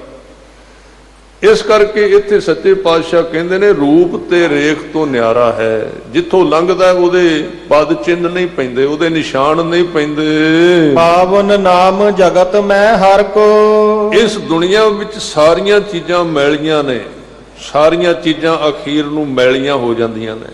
ਬਸ ਇੱਕ ਚੀਜ਼ ਮੈਲੀ ਨਹੀਂ ਹੁੰਦੀ, ਉਹ ਪਾਵਨ ਨਾਮ, ਪਾਵਨ ਪਵਿੱਤਰ ਨਾਮ ਹੈ, ਜਿਹਨੂੰ ਮੈਲ ਕੋਈ ਨਹੀਂ ਲੱਗਦੀ। ਜਿਹਦੇ ਅੰਦਰ ਨਾਮ ਵਸ ਗਿਆ, ਉਹਦੇ ਅੰਦਰ ਝੂਠ ਦੀ ਮੈਲ ਜਾ ਹੀ ਨਹੀਂ ਸਕਦੀ। ਪਾਵਨ ਨਾਮ ਜਗਤ ਮੈਂ ਹਰ ਕੋ, ਕਬਹੂ ਨਾਹੀ ਸੰਭਾਰਾ। ਹੇ ਮੇਰੇ ਗਾਫਲ ਮਨ, ਹੇ ਮੇਰੇ ਸੁੱਤੇ ਹੋਏ ਮਨ, ਉਸ ਨਾਮ ਨੂੰ ਕਦੀ ਤੂੰ ਸੰਭਾਲਿਆ ਨਹੀਂ ਅੰਦਰ, ਕਦੀ ਸਿਮਰਨ ਨਹੀਂ ਕੀਤਾ ਉਸ ਦਾ। ਨਾਨਕ ਸਰਨ ਪਰਿਓ ਜਗ ਬੰਧਨ। ਗੁਰੂ ਤੇਗ ਬਹਾਦਰ ਸਾਹਿਬ ਜੀ ਜਿਹੜੀ ਮੈਂ ਗੱਲ ਵਾਰ-ਵਾਰ ਕਰ ਰਿਹਾ ਇਹਨਾਂ ਦਿਨਾਂ ਵਿੱਚ, ਵੀ ਸ਼ਰਨ ਦੀ ਗੱਲ ਕਰਦੇ, ਸਾਰੇ ਸ਼ਬਦ ਸ਼ਰਨ ਦੀ ਗੱਲ ਕਰ ਰਹੇ ਨੇ। ਕਹਿੰਦੇ ਨੇ ਸ਼ਰਨ ਪਏ ਹਾਂ ਜਗਤ ਦੇ ਬੰਧਨ ਕਰਨ ਯੋਗ, ਜਿਹੜਾ ਨਮਸਕਾਰ ਕਰਨ ਯੋਗ ਪਰਮਾਤਮਾ ਹੈ, ਜਿਹੜਾ ਉਹਦੀ ਸ਼ਰਨ ਵਿੱਚ ਆ ਗਿਆ ਹੈ। ਰੱਖੋ ਬਿਰਦ ਤੁਹਾਰਾ। ਆਪ ਜੀ ਦੀ ਸ਼ਰਨ ਵਿੱਚ ਆਏ ਹਾਂ, ਨਮਸਕਾਰ ਕਰਨ ਯੋਗ ਵਾਹਿਗੁਰੂ ਸੱਚੇ ਪਾਤਸ਼ਾਹ ਜੀ। ਆਪਣਾ ਬਿਰਦ ਸੰਭਾਲੋ, ਤੁਸੀਂ ਆਪਣੇ ਸੁਭਾਅ ਦੇ ਮੁਤਾਬਕ ਕਿਰਪਾ ਕਰਕੇ ਬਖਸ਼ ਦਿਓ, ਰੱਖ ਲਓ ਚਰਨਾਂ ਵਿੱਚ। ਟੋਡੀ ਮਹੱਲਾ ਨਾਵਾ। ਨੌਵੇਂ ਪਾਤਸ਼ਾਹ ਜੀ ਟੋਡੀ ਰਾਗ ਵਿੱਚ ਫਰਮਾਉਂਦੇ ਹਨ, ਇੱਕ ਓੰਕਾਰ ਸਤਿਗੁਰ ਪ੍ਰਸਾਦ। ਅਕਾਲ ਪੁਰਖ ਮੰਗਲ ਸਰੂਪ ਵਿੱਚ ਕਹਿੰਦੇ ਹਨ ਕਿ ਇਹ ਇੱਕ ਓੰਕਾਰ ਧੁਨੀ ਹੈ, ਇੱਕ ਜੋ ਅਕਾਲ ਪੁਰਖ ਦੀ ਲਖਾਇਕ ਹੈ, ਸਰਬ ਵਿਆਪਕ ਸਾਰੇ ਥਾਵਾਂ ਤੇ ਹੈ। ਸੁਣ ਉਹ ਸਕਦਾ ਹੈ ਜਿਹਦੀ ਸੁਰਤੀ ਦੇ ਕੰਨ ਖੁੱਲ ਜਾਂਦੇ ਨੇ, ਤਾਂ ਉਹ ਇੱਕ ਓੰਕਾਰ ਸੱਚਾ ਪਾਤਸ਼ਾਹ ਵਾਹਿਗੁਰੂ ਸਰਬ ਵਿਆਪਕ ਹੈ, ਜੋ ਸਤਿਗੁਰ ਦੀ ਕਿਰਪਾ ਨਾਲ ਪ੍ਰਾਪਤ ਹੁੰਦਾ ਹੈ। ਕਹੋ ਕਹਾ ਆਪਣੀ ਅਦਮਾਈ। ਹੇ ਗਰੀਬ ਨਵਾਜ ਸੱਚੇ ਪਾਤਸ਼ਾਹ ਜੀ, ਹੇ ਅਕਾਲ ਪੁਰਖ ਸੁਆਮੀ, ਮੈਂ ਆਪਣੇ ਮਨ ਦੀ ਹਾਲਤ ਤੁਹਾਨੂੰ ਕੀ ਦੱਸਾਂ। ਇਹ ਬੜਾ ਅਦਮ ਹੈ, ਅਦਮ ਮੈਨੇ ਨੀਚ ਹੈ। ਮੈਂ ਜਦੋਂ ਇਹਦੇ ਵੱਲ ਵੇਖਣਾ ਤੇ ਇਹਦੀ ਹਾਲਾਤ ਬੜੀ ਮਾੜੀ ਹੈ। ਬੜਾ ਕਾਮੀ, ਬੜਾ ਕ੍ਰੋਧੀ, ਬੜਾ ਲੋਭੀ, ਬੜਾ ਝੂਠ ਬੋਲਦਾ ਹੈ, ਫਰੇਬ ਕਰਦਾ ਹੈ, ਠੱਗੀ ਕਰਦਾ ਹੈ, ਇੰਨੇ ਅਵਗੁਣਾਂ ਦਾ ਭਰਿਆ ਹੋਇਆ ਹੈ। ਕਹੋ ਕਹਾਂ ਆਪਣੀ ਅਦਮਾਈ, ਆਪਣੇ ਮਨ ਦੀ ਨੀਚਤਾ ਮੈਂ ਕੀ ਕਵਾਂ। ਇਹ ਕਿਉਂ ਕਿਹਾ ਹੈ? ਕਿਉਂਕਿ ਕਹਿਣ ਵਿੱਚ ਬੰਦਾ ਸ਼ਰਮ ਮਹਿਸੂਸ ਕਰਦਾ ਹੈ। ਇਸ ਕਰਕੇ ਮਹਾਰਾਜ ਨੇ ਗੁਪਤ ਅਰਦਾਸ ਦੀ ਇਜਾਜ਼ਤ ਕੀਤੀ ਕਿ ਗੁਪਤ ਅਰਦਾਸ ਕਰੇ ਸਿੱਖ। ਕਿਉਂ? ਹੁਣ ਜਿਹੜੇ ਔਗੁਣ ਨੇ ਜੇ ਸਾਰੇ ਸੰਸਾਰ ਨੂੰ ਦੱਸਣ ਲੱਗੇ ਤੇ ਬੰਦਾ ਕਿਸੇ ਅੱਗੇ ਦੱਸੇਗਾ ਨਹੀਂ। ਗੁਰੂ ਗੁਪਤ ਗੱਲ ਸੁਣਦਾ, ਗੁਪਤਗੂ ਤਾਂ ਗੁਪਤ ਅਰਦਾਸ ਸਿੱਖ ਕਰਦਾ ਗੁਰੂ ਦੇ ਅੱਗੇ। ਕਿਹੜੀ ਅਰਦਾਸ ਕਰੇ? ਆਪਣੇ ਪਿਛਲੇ 24 ਘੰਟਿਆਂ ਦੀ ਔਗੁਣਾਂ ਦੀ ਅਰਦਾਸ ਕਰੇ ਵੀ ਸੱਚੇ ਪਾਤਸ਼ਾਹ ਮੇਰੇ ਮਨ ਵਿੱਚ ਤੇ ਆਹ ਵਿਚਾਰ ਉੱਠਦੇ ਨੇ। ਇਹ ਤੇ ਬੜਾ ਹੀ ਅੰਦਰੋਂ ਅਸ਼ਲੀਲ ਹੈ ਮਨ ਜਿਹੜਾ ਹੈ, ਇਸ ਤਰ੍ਹਾਂ ਦੇ ਵਿਚਾਰ ਉੱਠਦੇ ਨੇ। ਜਦੋਂ ਅਰਦਾਸ ਕਰਦੀ ਤੇ ਉਹ ਵਿਚਾਰ ਧੁੱਪ ਜਾਂਦੇ ਨੇ, ਖਤਮ ਹੋ ਜਾਂਦੇ ਨੇ। ਕਹਾਂ ਕਹੋ, ਕਿਵੇਂ ਕਵਾਂ ਤੇਰੇ ਅੱਗੇ ਮੈਂ ਆਪਣੇ ਅਵਗੁਣ। ਉਰਜਿਓ ਕਨਕ ਕਾਮਨੀ ਕੇ ਰਸ। ਇਹ ਮਨ ਜਿਹੜਾ ਹੈ ਉਲਝਿਆ ਹੋਇਆ ਹੈ ਕਾਹਦੇ ਵਿੱਚ? ਕਨਕ ਤੇ ਕਾਮਣੀ ਦੋ ਚੀਜ਼ਾਂ ਨੇ। ਕਨਕ ਮੈਨੇ ਸੋਨਾ ਹੈ ਵੈਸੇ, ਤੇ ਸੋਨੇ ਦੇ ਅਰਥ ਨੇ ਪਦਾਰਥਾਂ ਵਿੱਚ ਚਿੰਤਨ ਕਰਦਾ ਰਹਿੰਦਾ, ਸੋਚਦਾ ਰਹਿੰਦਾ, ਇੰਨੇ ਲੱਖ ਕਿੱਥੋਂ ਇਕੱਠਾ ਕਰਾਂ, ਇੰਨੇ ਕਰੋੜ ਕਿੱਥੋਂ ਇਕੱਠਾ ਕਰਾਂ, ਕਿਵੇਂ ਲਾਵਾਂ ਜਾਲ। ਤੇ ਕਾਮਣੀ ਮੈਨੇ ਇਸਤਰੀ ਦਾ ਚਿਤਵਨ ਕਰਦਾ ਹੈ, ਮਨ ਦੇ ਵਿੱਚ ਕਾਮ ਦੇ ਸੁਪਨੇ ਲੈਂਦਾ ਹੈ, ਵਾਸ਼ਨਾ ਨੂੰ ਪ੍ਰਚੰਡ ਕਰਦਾ ਰਹਿੰਦਾ ਇਹ ਮਨ। ਸੱਚੇ ਪਾਤਸ਼ਾਹ ਜੀ ਇਹ ਰਸ ਦੇ ਵਿੱਚ, ਇਸਤਰੀ ਤੇ ਸੋਨੇ ਦੇ ਰਸ ਵਿੱਚ ਪਿਆ ਹੋਇਆ ਹੈ। ਇਹ ਗੱਲ ਕਿਵੇਂ ਕਰਾਂ ਤੁਹਾਡੇ ਨਾਲ? ਨਹਿ ਕੀਰਤ ਪ੍ਰਭ ਗਾਈ ਰਹਾਉ। ਨਾ ਹੀ ਇਹਨੇ ਕਦੀ ਕੀਰਤ ਗਾਈ ਹੈ ਵਾਹਿਗੁਰੂ ਦੀ, ਕਦੀ ਨਿਤਨੇਮ ਨਹੀਂ ਕੀਤਾ, ਕਦੀ ਬਾਣੀ ਨਹੀਂ ਪੜ੍ਹੀ, ਬਸ ਸਵੇਰੇ ਹੀ ਉੱਠ ਕੇ ਆਪਣਾ ਰੱਜ ਪੁੱਜ ਕੇ ਤੇ ਬਾਹਰ ਲੱਭਣ ਲੱਗ ਪਿਆ ਵੀ ਕੋਈ ਅਖਬਾਰ ਆਈ ਗੱਲਾਂ, ਜਾਂ ਫਿਰ ਕੰਮ ਵਿੱਚ ਰੁੱਝ ਗਏ ਤੇ ਜਾਂ ਗੱਲਾਂ ਕਰਨ ਲੱਗ ਪਏ ਬਹਿ ਕੇ ਸਾਰੇ ਇਲਾਕੇ ਦੀਆਂ, ਸਾਰੇ ਪਿੰਡ ਦੀਆਂ। ਨਿਤਨੇਮ ਦਾ ਟਾਈਮ ਹੀ ਕੋਈ ਨਹੀਂ ਲੱਗਾ। ਬਹੁਤ ਕਮੀ ਹੈ ਸਾਧ ਸੰਗਤ ਜੀ ਨਿਤਨੇਮ ਦੀ ਸਿੱਖ ਕੌਮ ਦੇ ਵਿੱਚ। ਉੱਤੋਂ ਸਾਡੇ ਜਿਹੜੇ ਕ੍ਰਾਂਤੀਕਾਰੀ ਪ੍ਰਚਾਰਕ ਨੇ ਉਹ ਇਹ ਕਹਿ ਰਹੇ ਨੇ ਕੰਮ ਹੀ ਕਰਿਆ ਕਰੋ, ਕੰਮ ਹੀ ਨਾਮ ਹੁੰਦਾ ਹੈ, ਨਿਤਨੇਮ ਦੀ ਕੋਈ ਖਾਸ ਲੋੜ ਨਹੀਂ। ਜਦੋਂ ਤੁਸੀਂ 24 ਘੰਟੇ ਕੰਮ ਕਰੋਗੇ ਕਹਿੰਦੇ ਉਦੋਂ ਨਿਤਨੇਮ ਹੀ ਹੋ ਗਿਆ ਸਮਝੋ। ਨਵਾਂ ਗਿਆਨ ਨਿਕਲਿਆ ਜੇ ਹੁਣ। ਨਿਤਨੇਮ ਦੀ ਬਹੁਤ ਕਮੀ ਹੈ ਸਿੱਖ ਕੌਮ ਦੇ ਵਿੱਚ। ਖਾਸ ਕਰਕੇ ਅਸੀਂ ਠੀਕ ਹੈ ਅੰਮ੍ਰਿਤ ਛਕ ਲੈਣਾ ਬੜਾ ਜ਼ਰੂਰੀ ਹੈ। ਸਾਧ ਸੰਗਤ ਜੀ ਅੰਮ੍ਰਿਤ ਛਕਣਾ ਜ਼ਰੂਰੀ ਹੈ। 5 ਪਿਆਰਿਆਂ ਤੋਂ ਕਰਜ਼ਾ ਲਿਆ ਹੈ ਸਿੱਖ ਨੇ, ਅੰਮ੍ਰਿਤ ਛਕਿਆ ਤਾਂ ਕਰਜ਼ਾ ਲਿਆ ਤੇ ਮਹਾਰਾਜ ਨੇ ਕਿਹਾ ਕਿਸ਼ਤਾਂ ਦੇਣੀਆਂ, ਦੋਵੇਂ ਟਾਈਮ ਦਾ ਨਿਤਨੇਮ ਜ਼ਰੂਰ ਕਰਿਆ ਕਰ। ਪਰ ਬਹੁਤ ਘੱਟ ਥਾਵਾਂ ਤੇ ਗੁਰਸਿੱਖ ਹੋਣਗੇ ਜਿਹੜੇ ਨਿਤਨੇਮ ਨੂੰ ਉਸ ਤਰ੍ਹਾਂ ਨਿਭਾਉਂਦੇ ਨੇ, ਕਰਦੇ ਨੇ। ਨਹੀਂ ਤੇ ਨਿਤਨੇਮ ਦੀ ਢਿਲਾਈ ਬਹੁਤ ਸਾਰੇ ਸਾਡੇ ਵਿੱਚ ਹੈ। ਇਸ ਕਰਕੇ ਇਹ ਵੀ ਕਹਿੰਦੇ ਨੇ ਕਿ ਸੱਚੇ ਪਾਤਸ਼ਾਹ ਇਹ ਤੇਰੇ ਅੱਗੇ ਮੈਂ ਕਿਵੇਂ ਅਰਦਾਸ ਕਰਾਂ, ਤੇਰੀ ਕੀਰਤ ਤੇਰੀ ਉਸਤਤ ਤਾਂ ਕੀਤੀ ਨਹੀਂ ਕਦੀ। ਜਗ ਝੂਠੇ ਕਉ ਸਾਚ ਜਾਣ ਕੈ। ਇਹ ਮੇਰੀ ਹਾਲਤ ਹੈ ਸੱਚੇ ਪਾਤਸ਼ਾਹ, ਇਸ ਝੂਠੇ ਸੰਸਾਰ ਨੂੰ ਸੱਚਾ ਸਮਝ ਕੇ ਸਦਾ ਕਾਇਮ ਰਹਿਣ ਵਾਲਾ ਮੰਨ ਲਿਆ ਹੈ। ਤਾਸਿਓ ਰੁਚ ਉਪਜਾਈ। ਫਿਰ ਪੜੋ ਜੀ। ਤਾਸਿਓ ਰੁਚ ਉਪਜਾਈ। ਉਸ ਝੂਠੇ ਸੰਸਾਰ ਦੇ ਨਾਲ ਰੁਚੀ ਪੈਦਾ ਕਰ ਦਿੱਤੀ ਹੈ, ਮਨ ਦੀ ਇੱਛਾ ਲਾਈ ਹੋਈ ਹੈ। ਦੀਨ ਬੰਦ ਸਿਮਰਿਓ ਨਹੀਂ ਕਬਹੂ। ਕਦੀ ਵੀ ਦੀਨ ਬੰਦ, ਦੀਨਾਂ ਦੇ ਬੰਧਨ ਤੋੜਨ ਵਾਲਾ ਤੇ ਸਿਰ ਤੇ ਹੱਥ ਰੱਖਣ ਵਾਲਾ ਵਾਹਿਗੁਰੂ ਕਦੀ ਸਿਮਰਿਆ ਨਹੀਂ। ਹੋਤ ਜੋ ਸੰਗ ਸਹਾਈ। ਜਿਹੜਾ ਹੋਤ ਜੋ ਸੰਗ ਸਹਾਈ। ਫਿਰ ਪੜੋ ਖੁੱਲ ਕੇ। ਹੋਤ ਜੋ ਸੰਗ ਸਹਾਈ। ਜਿਹੜਾ ਨਾਲ ਸਹਾਇਤਾ ਕਰਨ ਵਾਲਾ ਹੈ ਵਾਹਿਗੁਰੂ। ਮਗਨ ਰਹਿਓ ਮਾਇਆ ਮੈਂ ਨਿਸ ਦਿਨ। ਇਸ ਤਰ੍ਹਾਂ ਨਿਸ ਦਿਨ, ਦਿਨ ਰਾਤ ਸੱਚੇ ਪਾਤਸ਼ਾਹ ਜੀ ਮੇਰਾ ਮਨ ਜਿਹੜਾ ਹੈ ਮਾਇਆ ਦੇ ਵਿੱਚ ਮਗਨ ਹੋਇਆ ਰਹਿੰਦਾ। ਛੁੱਟੀ ਨਾ ਮਨ ਕੀ ਕਾਈ। ਤੇ ਮਨ ਦੇ ਭਰਮ ਦਾ ਪਰਦਾ ਜਿਹੜਾ ਕਾਈ ਜਾਲਾ ਜਿਹੜਾ ਹੈ ਉਹ ਲੈਂਦਾ ਨਹੀਂ ਕਦੀ ਇਸ ਦਾ। ਕਹਿ ਨਾਨਕ ਅਬ ਨਾਹੇ ਅੰਤਗਤ। ਗਰੀਬ ਨਵਾਜ ਸੱਚੇ ਪਾਤਸ਼ਾਹ ਜੀ ਕਹਿੰਦੇ ਹਨ ਕਿ ਹੁਣ ਕੋਈ ਹੋਰ ਤਰੀਕਾ ਤਾਂ ਲੱਭਦਾ ਨਹੀਂ ਸੱਚੇ ਪਾਤਸ਼ਾਹ, ਕੀਤਾ ਤੇ ਕੁਝ ਵੀ ਨਹੀਂ।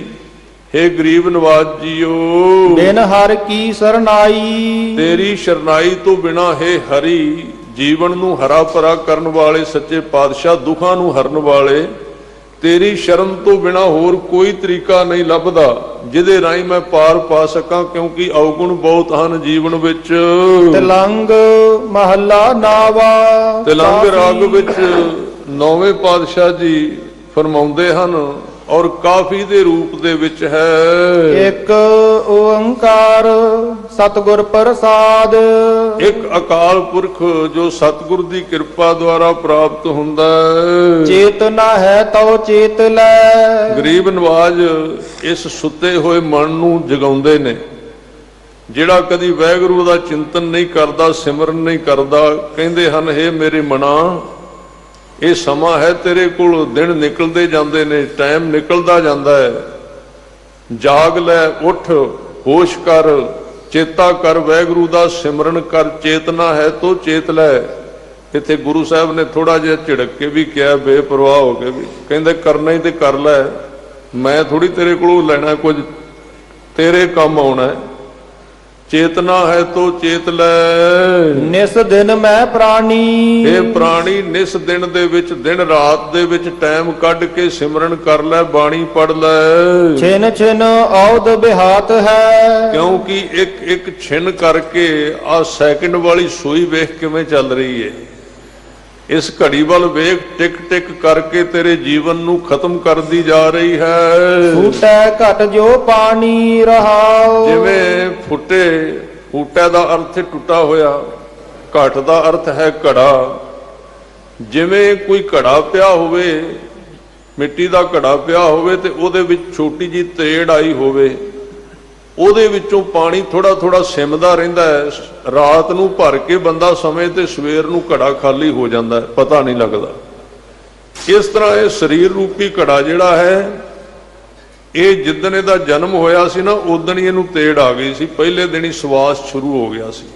ਸਵਾਸ ਵੈਸੇ ਜੀਵਨ ਦਿੰਦਾ ਹੈ, ਸਵਾਸ ਹੀ ਮੌਤ ਦਿੰਦਾ ਹੈ, ਇਹ ਵੀ ਖਿਆਲ ਰੱਖਣਾ ਚਾਹੀਦਾ ਹੈ। ਸਵਾਸ ਆਵੇ ਤੇ ਜੀਵਨ ਚੱਲਦਾ ਹੈ, ਪਰ ਸਵਾਸ ਜੀਵਨ ਨੂੰ ਖਤਮ ਵੀ ਕਰ ਰਿਹਾ ਹੈ ਨਾਲ ਦੀ ਨਾਲ। ਦੋਵੇਂ ਚੀਜ਼ਾਂ ਇਕੱਠੀਆਂ ਨੇ, ਇੱਕੋ ਚੀਜ਼ ਦੋ ਪਾਸੇ ਕੰਮ ਕਰ ਰਹੀ ਹੈ। ਅਸੀਂ ਕਹਿੰਦੇ ਸਾਹ ਸੌਖਾ ਹੋ ਗਿਆ ਹੈ, ਇੱਕ ਪਾਸੋਂ ਠੀਕ ਹੈ, ਸਾਹ ਸੌਖਾ ਹੁੰਦਾ, ਇਹਨੂੰ ਸਰੀਰ ਚੱਲੇਗਾ, ਜੀਵਨ ਹੈ। ਪਰ ਜਿੰਨੇ ਸਵਾਸ ਚੱਲ ਰਹੇ ਨੇ ਉਹਦੇ ਥਾਂ ਤੇ ਸਰੀਰ ਖਤਮ ਵੀ ਹੋ ਰਿਹਾ ਹੈ, ਕਿਉਂਕਿ ਸਵਾਸ ਗਿਣ ਕੇ ਪਾਏ ਨੇ ਸਰੀਰ ਦੇ ਅੰਦਰ। ਇਸ ਕਰਕੇ ਗਰੀਬ ਨਵਾਜ ਕਹਿੰਦੇ ਹਨ, ਕਹਿੰਦੇ ਨੇ ਜਿਵੇਂ ਟੁੱਟੇ ਹੋਏ ਘੜੇ ਦਾ ਪਾਣੀ ਚੋ ਜਾਂਦਾ ਪਤਾ ਨਹੀਂ ਲੱਗਦਾ, ਇਸ ਤਰ੍ਹਾਂ ਸਰੀਰ ਜਿਹੜਾ ਇਹਦੇ ਵਿੱਚੋਂ ਸਵਾਸ ਨਿਕਲ ਜਾਂਦੇ ਹਨ। ਹਰ ਗੁਣ ਕਾਹੇ ਨਾ ਗਾਵਹੀ, ਹਰੀ ਦੇ ਗੁਣ ਕਿਉਂ ਨਹੀਂ ਗਾਉਂਦਾ ਤੂੰ ਹੈ ਮੇਰੇ ਮਨ।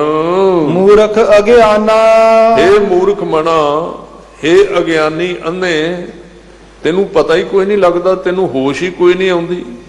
ਸਾਰੀ ਉਮਰ ਤੂੰ ਗਵਾਈ ਜਾ ਰਿਹਾ ਹੈ। ਝੂਠੇ ਲਾਲਚ ਲੱਗ ਕੇ, ਇਹਨਾਂ ਝੂਠੇ ਲਾਲਚਾਂ ਦੇ ਵਿੱਚ ਲੱਗ ਕੇ, ਸੰਸਾਰ ਦੇ ਲਾਲਚ ਦੇ ਵਿੱਚ ਫਸ ਕੇ, ਪਦਾਰਥਾਂ ਦੇ ਲਾਲਚ ਵਿੱਚ ਕਦੀ ਤੇਰੇ ਕੋਲੋਂ ਨਿਤਨੇਮ ਦਾ ਟਾਈਮ ਨਹੀਂ ਨਿਕਲਦਾ, ਕਦੀ ਸਮਾਂ ਨਹੀਂ ਲੱਗਦਾ, ਬੁੱਝਿਆ ਜਾਂ ਤੁਰਿਆ ਫਿਰਨਾ ਐਵੇਂ ਹੀ। ਨਹਿ ਮਰਨ ਪਛਾਨਾ, ਤੈਨੂੰ ਮਰਨ ਦੀ ਮੌਤ ਦੀ ਪਹਿਚਾਨ ਨਹੀਂ ਆਈ ਕਦੀ, ਕਿ ਇਹ ਤੇ ਖੇਡ ਚੱਲ ਰਹੀ ਹੈ ਜੀਵਨ ਦੀ।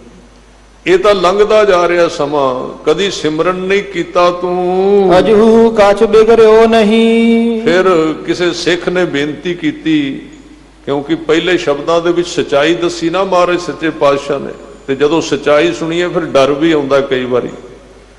ਹੁਣ ਆ ਜਿਹੜੀ ਵਿਆਖਿਆ ਚੱਲ ਰਹੀ ਇਹਨੂੰ ਸੁਣਨਾ ਕੋਈ ਸੌਖਾ ਸਾਧ ਸੰਗਤ ਜੀ? ਵਿੱਚੋਂ ਵਿੱਚੋਂ ਬੰਦਾ ਮਨ ਨੂੰ ਇਕੱਠਾ ਜਿਹਾ ਕਰ ਲੈਂਦਾ, ਵੇਖ ਕੇ ਸੁਣੀ ਇਹਨੇ ਸਾਰਾ ਸਵਾਦ ਗਵਾ ਦੇਣੀ ਤੇਰਾ ਸੰਸਾਰ ਦਾ। ਗੁਰੂ ਤੇਗ ਬਹਾਦਰ ਸਾਹਿਬ ਜੀ ਦੀ ਬਾਣੀ ਗੁਰਸਿੱਖਾਂ ਨੂੰ ਤੇ ਚਾਅ ਚੜ੍ਹਦਾ ਹੈ, ਜਿਹੜੇ ਨਾਮ ਨਾਲ ਜੁੜੇ ਹੋਏ ਨੇ ਉਹਨਾਂ ਨੂੰ ਤੇ ਆ ਜਦੋਂ ਫੋਨ ਆਉਂਦੇ ਉਹ ਤੇ ਕਹਿੰਦੇ ਵੀ ਆ ਮਹਾਰਾਜ ਦੇ ਸ਼ਬਦਾਂ ਦੀ ਵਿਆਖਿਆ ਜਿਹੜੀ ਚੱਲਦੀ ਬਹੁਤ ਚੜ੍ਹਦੀ ਕਲਾ ਹੋਈ ਹੈ, ਬੜਾ ਆਨੰਦ ਆ ਰਿਹਾ। ਤੇ ਜਿਹਦੀ ਬਿਰਤੀ ਸੰਸਾਰੀ ਹੈ ਉਹਨੂੰ ਤੇ ਫਿਰ ਝਟਕਾ ਜਿਹਾ ਲੱਗਦਾ ਵੀ ਕਿ ਇਹ ਕਿੱਧਰੋਂ ਸ਼ੁਰੂ ਕਰ ਲਿਆ ਇਹਨਾਂ ਨੇ। ਸਵੇਰੇ ਉੱਠਦੀ ਸ਼ਮਸ਼ਾਨ ਘਾਟ ਵਿੱਚ ਲੈ ਵੜਦੇ ਨੇ, ਔਖਾ ਲੱਗਦਾ ਹੈ। ਪਰ ਇਹ ਸਚਾਈ ਹੈ, ਸਚਾਈ ਨੂੰ ਪ੍ਰਵਾਨ ਕਰਨਾ ਜ਼ਰੂਰੀ ਹੈ।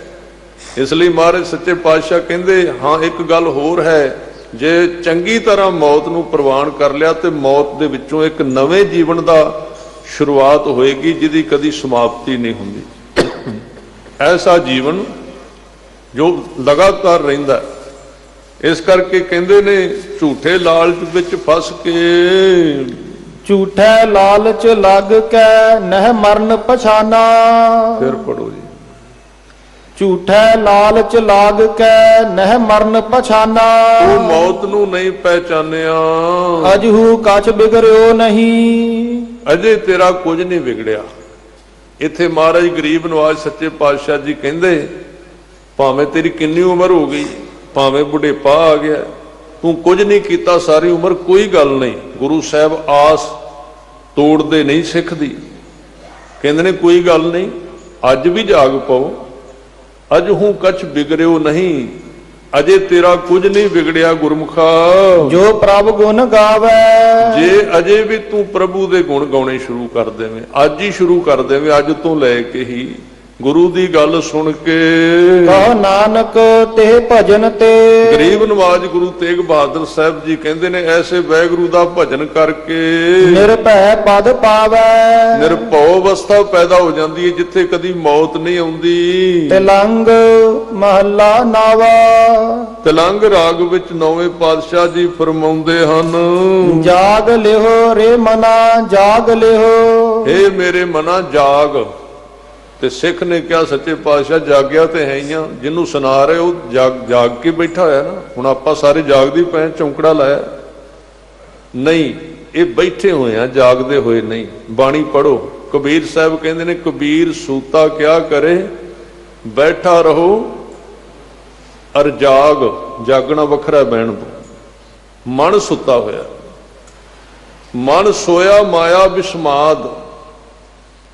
ਮਨ ਪਦਾਰਥ ਦੇ ਲਈ ਜਾਗਦਾ ਹੈ, ਪੈਸੇ ਲਈ ਜਾਗਦਾ ਹੈ, ਪਤੀ ਲਈ ਜਾਗਦਾ, ਪੁੱਤਰ ਲਈ ਜਾਗਦਾ, ਜ਼ਮੀਨ ਵਾਸਤੇ ਜਾਗਦਾ, ਗੱਲਾਂ ਵਾਸਤੇ ਜਾਗਦਾ, ਗੁਰੂ ਵਾਸਤੇ ਨਹੀਂ ਜਾਗਦਾ। ਸੁੱਤਾ ਪਿਆ ਉਹਦੇ ਵਾਸਤੇ, ਉਹਨੂੰ ਕਹਿੰਦੇ ਨੇ ਜਾਗ। ਹੁਣ ਕਈ ਵਾਰੀ ਘੰਟਾ ਘੰਟਾ ਕੀਰਤਨ ਹੁੰਦਾ ਰਹਿੰਦਾ, ਘੰਟਾ ਘੰਟਾ ਕਥਾ, ਕਹਿੰਦੇ ਪਤਾ ਹੀ ਕੋਈ ਨਹੀਂ ਲੱਗਾ ਕਿਆ ਕੀ ਸੀ। ਪਤਾ ਕਿਹਨੂੰ ਲੱਗਦਾ? ਸੁੱਤਾ ਪਿਆ ਮਨ ਅੰਦਰ ਵਿਚਾਰਾਂ ਵਿੱਚ।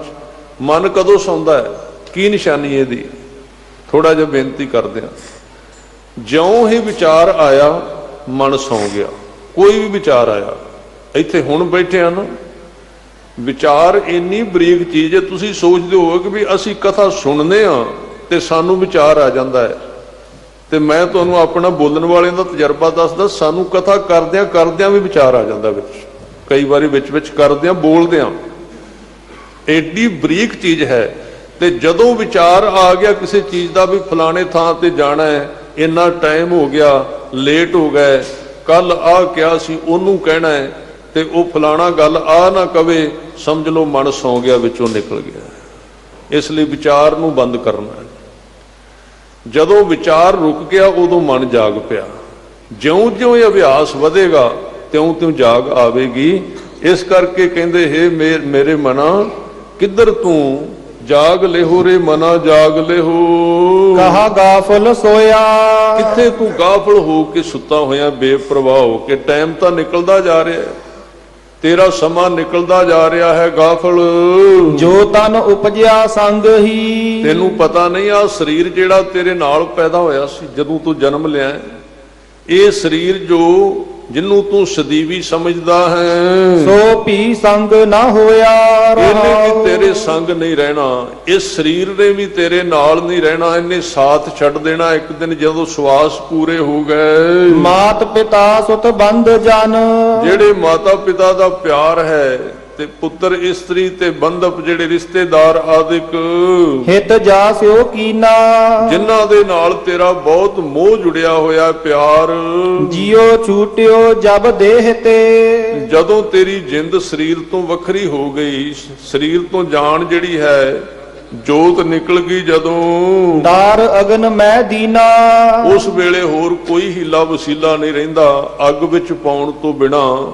ਫਿਰ ਅੱਗ ਵਿੱਚ ਪਾ ਦਿੰਦੇ ਸਾਰੇ ਇਕੱਠੇ ਹੋ ਕੇ, ਜਿਨ੍ਹਾਂ ਨਾਲ ਤੂੰ ਸਨੇਹ ਕੀਤਾ ਹੈ, ਤੇ ਜਿਹੜੇ ਸਭ ਤੋਂ ਨਜ਼ਦੀਕੀ ਨੇ, ਸਭ ਤੋਂ ਪਿਆਰੇ, ਜਿਹੜੇ ਸਭ ਤੋਂ ਜ਼ਿਆਦਾ ਪਿਆਰ ਕਰਦਾ ਨਾ, ਲਾਂਬੂ ਵੀ ਉਹੀ ਲਾਉਂਦਾ। ਫਿਰ ਉਹੀ ਸਭ ਤੋਂ ਪਹਿਲਾਂ ਅੱਗ ਲਾਉਂਦਾ ਇਸ ਨੂੰ। ਜੀਵਤ ਲਓ ਵਿਵਹਾਰ ਹੈ। ਮਹਾਰਾਜ ਗੁਰੂ ਤੇਗ ਬਹਾਦਰ ਸਾਹਿਬ ਜੀ ਕਹਿੰਦੇ ਇਹ ਤਾਂ ਜਿਉਂਦਿਆਂ ਨਾਲ ਹੀ ਵਿਵਹਾਰ ਹੈ। ਕਰੜੇ ਨੇ ਸ਼ਬਦ ਗੁਰੂ ਤੇਗ ਬਹਾਦਰ ਸਾਹਿਬ ਦੇ, ਮੈਂ ਤਾਂ ਕਿਹਾ ਸੀ। ਇਸ ਕਰਕੇ ਕੱਲੀ ਇੱਕੋ ਤੁਕ ਨਾ ਪੜੀ ਜਾਇਆ ਕਰੋ ਵੀ ਘਰ ਨੌਨੇ ਦੇ ਆਵੇ ਤਾਏ, ਬਾਕੀ ਦੇ ਸ਼ਬਦਾਂ ਵੱਲ ਵੀ ਤੁਰੀਏ ਥੋੜਾ ਜਿਹਾ। ਨੌਨੇ ਦੇ ਤੇ ਆਉਂਦੀ ਹੈ, ਜੀਵਨ ਵੀ ਦਿੰਦੇ ਨੇ, ਪਰ ਮਾਂ ਜਦੋਂ ਬੱਚੇ ਨੂੰ ਨਹਾਉਂਦੀ ਹੈ ਨਾ, ਤੇ ਜਦੋਂ ਰਗੜਦੀ ਹੈ ਵੀ ਤੇਰੀ ਮੈਂ ਮੈਲ ਲਾਉਣੀ, ਉਦੋਂ ਦਰਦ ਬੜੀ ਹੁੰਦੀ ਹੈ। ਗੁਰੂ ਤੇਗ ਬਹਾਦਰ ਸਾਹਿਬ ਜੀ ਦੀ ਬਾਣੀ ਹੈ ਜਿਹੜੀ, ਇਹ ਬੰਦੇ ਦੀ ਦਰਦ ਜਿਹੜੀ ਮੈਲ ਹੈ ਸਾਡੇ ਜੀਵਨ ਦੀ, ਉਹ ਲਾਉਂਦੀ ਹੈ। ਕੋਈ ਸ਼ੱਕ ਨਹੀਂ ਗੁਰੂ ਤੇਗ ਬਹਾਦਰ ਸਾਹਿਬ ਸੰਸਾਰ ਦੀਆਂ ਚੀਜ਼ਾਂ ਦਿੰਦੇ ਨੇ, ਪਰ ਅਸੀਂ ਇਹ ਹੀ ਸੋਚ ਲਿਆ ਵੀ ਗੁਰੂ ਸਾਡੇ ਵਾਸਤੇ ਸੰਸਾਰਕ ਚੀਜ਼ਾਂ ਦੇਣ ਲਈ ਹੈ। ਗੁਰੂ ਦੀ ਗੱਲ ਸੁਣਨੀ ਹੈ ਤੇ ਪੂਰੀ ਸੁਣੀਏ। ਸੰਸਾਰ ਦੇ ਪਦਾਰਥ ਦਿੰਦੇ ਨੇ ਮਹਾਰਾਜ। ਡੁੱਬੇ ਹੋਏ ਬੇੜੇ ਨੂੰ ਤਾਰਨ ਵਾਲੇ ਨੇ, ਮੱਖਣ ਸ਼ਾਹ ਦਾ ਬੇੜਾ ਗੁਰੂ ਸਾਹਿਬ ਨੇ ਤਾਰ ਦਿੱਤਾ। ਬੇੜਾ ਡੁੱਬ ਰਿਹਾ ਸੀ, ਤਾਰ ਦਿੱਤਾ ਮੱਖਣ ਸ਼ਾਹ ਦਾ ਬੇੜਾ। ਸੰਸਾਰਕ ਕੰਮ ਉਹਨੇ ਅਰਦਾਸ ਕੀਤੀ ਸੀ, ਗੁਰੂ ਸਾਹਿਬ ਨੇ ਬੇੜਾ ਤਾਰ ਦਿੱਤਾ। ਇਸ ਲਈ ਸੰਸਾਰ ਦੀਆਂ ਚੀਜ਼ਾਂ ਤੇ ਗੁਰੂ ਸਾਹਿਬ ਦੇ ਕੋਲ ਢੇਰ ਲੱਗੇ ਪਏ ਨੇ। ਸਿੱਖ ਜਿੰਨੀਆਂ ਮਰਜ਼ੀ ਚੁੱਕ ਕੇ ਲੈ ਜਾ ਵਡਿਆਈਆਂ ਸੰਸਾਰ ਦੀਆਂ, ਸਾਰਾ ਕੁਝ, ਪਰ ਮਹਾਰਾਜ ਕਹਿੰਦੇ ਜਦੋਂ ਮੈਂ ਤੈਨੂੰ ਆਪਣੀ ਨਾਮ ਦੀ ਗੱਲ ਕਰਨਾ, ਤੈਨੂੰ ਗੁਰਮਤਿ ਦੀ ਗੱਲ ਕਰਨਾ, ਉਦੋਂ ਤੂੰ ਮੂੰਹ ਮੋੜ ਲੈਣਾ, ਉਹਦੇ ਨਾਲ ਵੀ ਜੁੜ। ਇਸ ਕਰਕੇ ਕਹਿੰਦੇ ਨੇ ਕਿ ਇਹ ਸਾਰਾ ਜਿਹੜਾ ਹੈ ਜਿਉਂਦਿਆਂ ਨਾਲ ਹੀ ਵਿਹਾਰ ਹੈ ਤੇਰਾ। ਜਿੱਥੇ ਤੂੰ ਆ ਸਾਰਾ ਜੀਵਨ ਲਾ ਦਿੱਤਾ ਆਪਣਾ ਮੋਹ ਵਿੱਚ, ਜਗ ਕਉ ਤੁਮ ਜਾਣੋ। ਇਸ ਜਗਤ ਦੇ ਮੋਹ ਨੂੰ ਇੰਨਾ ਕੋਈ ਜਾਣ ਲੈ ਕਿ ਜਿਉਂਦਿਆਂ ਤੱਕ ਹੀ ਤੇਰਾ ਸੰਗੀ ਹੈ। ਨਾਨਕ ਹਰ ਗੁਣ ਗਾਏ ਲੈ। ਗੁਰੂ ਤੇਗ ਬਹਾਦਰ ਸਾਹਿਬ ਕਹਿੰਦੇ ਗੁਰੂ ਕੇ ਸਿੱਖਾ ਹਰੀ ਦੇ ਗੁਣ ਗਾ ਲੈ। ਦੋਵੇਂ ਟਾਈਮ ਨਿਤਨੇਮ ਕਰਿਆ ਕਰ, ਬਾਣੀ ਪੜਿਆ ਕਰ, ਸਿਮਰਨ ਕਰਿਆ ਕਰ। ਸਭ ਸੁਫਨ ਸਮਾਨੋ। ਇਸ ਸੰਸਾਰ ਨੂੰ ਸੁਪਨੇ ਵਾਂਗੂ ਸਮਝ ਲੈ, ਜਿਵੇਂ ਸੁਪਨਾ ਆ ਰਿਹਾ ਹੈ। ਇਹ ਸੁਪਨੇ ਦੇ ਰਿਸ਼ਤੇ ਹਨ ਸਾਰੇ। ਤਿਲੰਗ ਮਹੱਲਾ ਨਾਵਾ। ਤਿਲੰਗ ਰਾਗ ਵਿੱਚ ਨੌਵੇਂ ਪਾਤਸ਼ਾਹ ਜੀ ਫਰਮਾਉਂਦੇ ਹਨ, ਹਰ ਜਸ ਰੇ ਮਨਾ ਗਾਏ ਲੈ। ਇਹ ਮੇਰੇ ਮਨ ਹਰੀ ਦਾ ਜਸ ਗਾ ਲੈ। ਇਹ ਤੇਰੇ ਕੋਲ ਬੜਾ ਸੋਹਣਾ ਮੌਕਾ ਹੈ। ਜੋ ਸੰਗੀ ਹੈ ਤੇਰੋ, ਜਿਹੜਾ ਤੇਰਾ ਸੰਗੀ ਹੈ, ਜਿਹੜਾ ਤੇਰੇ ਨਾਲ ਜਾਣ ਵਾਲਾ। ਅਵਸਰ ਬੀਤਿਓ ਜਾਤ ਹੈ। ਅਵਸਰ ਬੀਤਦਾ ਜਾ ਰਿਹਾ ਹੈ, ਸਮਾਂ ਲੰਘਦਾ ਜਾ ਰਿਹਾ ਹੈ। ਕਹਿਓ ਮਾਨ ਲੈ ਮੇਰੋ ਰਹਾਉ। ਸੱਚੇ ਪਾਤਸ਼ਾਹ ਜੀ ਕਿੰਨੇ ਪਿਆਰ ਨਾਲ ਕਹਿੰਦੇ ਨੇ, ਕਹਿੰਦੇ ਮੇਰੀ ਗੱਲ ਮੰਨ ਲੈ। ਕਿਉਂਕਿ ਗੁਰੂ ਨੂੰ ਤਰਸ ਆਉਂਦਾ ਸਾਡੇ ਉੱਤੇ ਵੀ ਕਿਉਂ ਗਵਾਈ ਜਾਂਦਾ ਐਡਾ ਹੀਰਾ ਕੀਮਤੀ ਜੀਵਨ ਜਿਹੜਾ। ਕਹਿੰਦੇ ਮੇਰੀ ਗੱਲ ਮੰਨ ਲੈ ਗੁਰੂ ਕੇ ਸਿੱਖਾ। ਸੰਪਤ ਰਥ ਧਨ ਰਾਜ ਸਿਓ। ਆ ਜਿਹੜਾ ਤੂੰ ਸੰਪਤੀ ਪ੍ਰਾਪਰਟੀ ਤੇ ਰਥ ਗੱਡੀਆਂ ਦੇ ਨਾਲ ਤੇ ਮਾਇਆ ਦੇ ਨਾਲ, ਬੈਂਕ ਬੈਲੈਂਸ ਦੇ ਨਾਲ ਤੇ ਰਾਜ ਅਹੁਦਿਆਂ ਦੇ ਨਾਲ ਤੂੰ ਚੰਬੜਿਆ ਬੈਠਾ ਹੈ। ਅਤ ਨੇਹ ਲਗਾਇਓ। ਇਹਨਾਂ ਦੇ ਨਾਲ ਕੱਲਾ ਨੇਹ ਨਹੀਂ ਲਾਇਆ ਤੂੰ, ਅਤ ਨੇਹੋਂ ਲਗਾਇਓ। ਅਤ ਮੈਨੇ ਬਹੁਤਾ ਹੀ ਡੂੰਘਾ ਪ੍ਰੇਮ ਪਾ ਬੈਠਾ ਸੰਸਾਰ ਨਾਲ। ਕਾਲ ਫਾਸ ਜਬ ਗਲ ਪਰੀ। ਪਰ ਜਦੋਂ ਗਲ ਦੇ ਵਿੱਚ ਮੌਤ ਦੀ ਫਾਈ ਪੈ ਜਾਣੀ, ਦੱਸ ਉਦੋਂ ਕੀ ਕਰੇਗਾ। ਸਭ ਭਇਓ ਪਰਾਇਓ। ਉਦੋਂ ਨਾਮ ਤੋਂ ਬਿਨਾ, ਬੰਦਗੀ ਤੋਂ ਬਿਨਾ ਸਭ ਕੁਝ ਪਰਾਇਆ ਹੋ ਜਾਣਾ ਹੈ। ਤੇਰੇ ਹੱਥਾਂ ਵਿੱਚ ਕੁਝ ਨਹੀਂ ਰਹਿਣਾ ਉਦੋਂ। ਜਾਨ ਬੂਝ ਕੈ ਬਾਵਰੇ। ਇੱਕ ਤਾਂ ਇਹ ਸੀ ਵੀ ਪਤਾ ਨਾ ਲੱਗਦਾ, ਪਰ ਹੁਣ ਤਾਂ ਤੈਨੂੰ ਪਤਾ ਲੱਗ ਗਿਆ ਸਾਰੀਆਂ ਗੱਲਾਂ ਦਾ। ਜਾਣ ਬੁੱਝ ਕੇ ਸਾਰੀਆਂ ਗੱਲਾਂ ਨੂੰ ਜਾਣ ਕੇ ਬੁੱਝ ਕੇ ਹੀ ਤੈ ਕਾਜ ਬਿਗਾਰਿਓ। ਤੂੰ ਆਪਣੀ ਜ਼ਿੰਦਗੀ ਦਾ ਕੰਮ ਗਵਾ ਲਿਆ ਹੈ, ਕੰਮ ਵਿਗਾੜ ਲਿਆ ਆਪਣਾ। ਤੈਂ ਕਾਜ ਵਿਗਾੜਿਓ, ਤੂੰ ਆਪਣਾ ਕੰਮ ਗਵਾ ਲਿਆ, ਸਿਮਰਨ ਨਹੀਂ ਕੀਤਾ, ਸਾਰੀ ਉਮਰ ਗਵਾ ਲਈ ਆਪਣੀ। ਪਾਪ ਕਰਤ ਸੁਖ ਚਿਓ ਨਹੀਂ। ਕਦੀ ਪਾਪ ਕਰਦਿਆਂ ਤੇ ਝੂਠ ਬੋਲਦਿਆਂ ਤੈਨੂੰ ਸੰਕੋਚ ਨਹੀਂ ਆਇਆ। ਜਦੋਂ ਪਾਪ ਕਰਨਾ ਕਹਿੰਦੇ ਕੋਈ ਗੱਲ ਨਹੀਂ, ਉਹ ਇਹ ਤੇ ਐਵੇਂ ਗੱਲਾਂ ਹੀ ਬਣਾਈਆਂ ਹੋਈਆਂ ਨੇ। ਪਾਪ ਪੁੰਨ ਅੱਗੇ ਕਿੰਨੇ ਵੇਖਿਆ, ਨਾਲੇ ਜਪਜੀ ਸਾਹਿਬ ਪੜ੍ਹੀ ਜਾਂਦਾ, ਨਾਲੇ ਕਹਿੰਦਾ ਅੱਗੇ ਕਿੰਨੇ ਵੇਖਿਆ। ਜਪਜੀ ਸਾਹਿਬ ਵਿੱਚ ਲਿਖਿਆ ਨਹੀਂ ਹੋਇਆ ਕਿ ਕਰ ਕਰ ਕਰਨਾ ਲਿਖ ਲੈ ਜਾਹੋ। ਲਿਖ ਕੇ ਲੈ ਕੇ ਜਾਣਾ ਹੈ, ਕਿਤੇ ਜਾਣਾ ਪੈਣਾ ਹੈ, ਇੱਥੇ ਨਹੀਂ ਸਾਰਾ ਕੁਝ। ਜਾਓ ਦਾ ਮਤਲਬ ਜਾਣਾ ਹੈ। ਪੁੰਨੀ ਪਾਪੀ ਆਖਣ ਨਾਹੀਂ, ਪਾਪ ਤੇ ਪੁੰਨ ਕਹਿਣ ਦੀਆਂ ਗੱਲਾਂ ਨਹੀਂ, ਇਹਦਾ ਹਿਸਾਬ ਹੁੰਦਾ ਹੈ। ਪਰ ਮਹਾਰਾਜ ਸੱਚੇ ਪਾਤਸ਼ਾਹ ਕਹਿੰਦੇ ਜਾਣ ਬੁੱਝ ਕੇ ਹੈ ਬਾਵਰੇ, ਹੈ ਕਮਲੇ ਮਨੁੱਖ। ਪਾਪ ਕਰਤ ਸੁਖ ਚਿਓ ਨਹੀਂ। ਤੂੰ ਪਾਪ ਕਰਕੇ ਸੁਖ ਚਿਓ ਸੰਕੋਚ ਨਹੀਂ ਕੀਤਾ, ਮਨ ਨੂੰ ਰੋਕਿਆ ਨਹੀਂ ਹੈ। ਨਹਿ ਗਰਭ ਨਿਵਾਰਿਓ।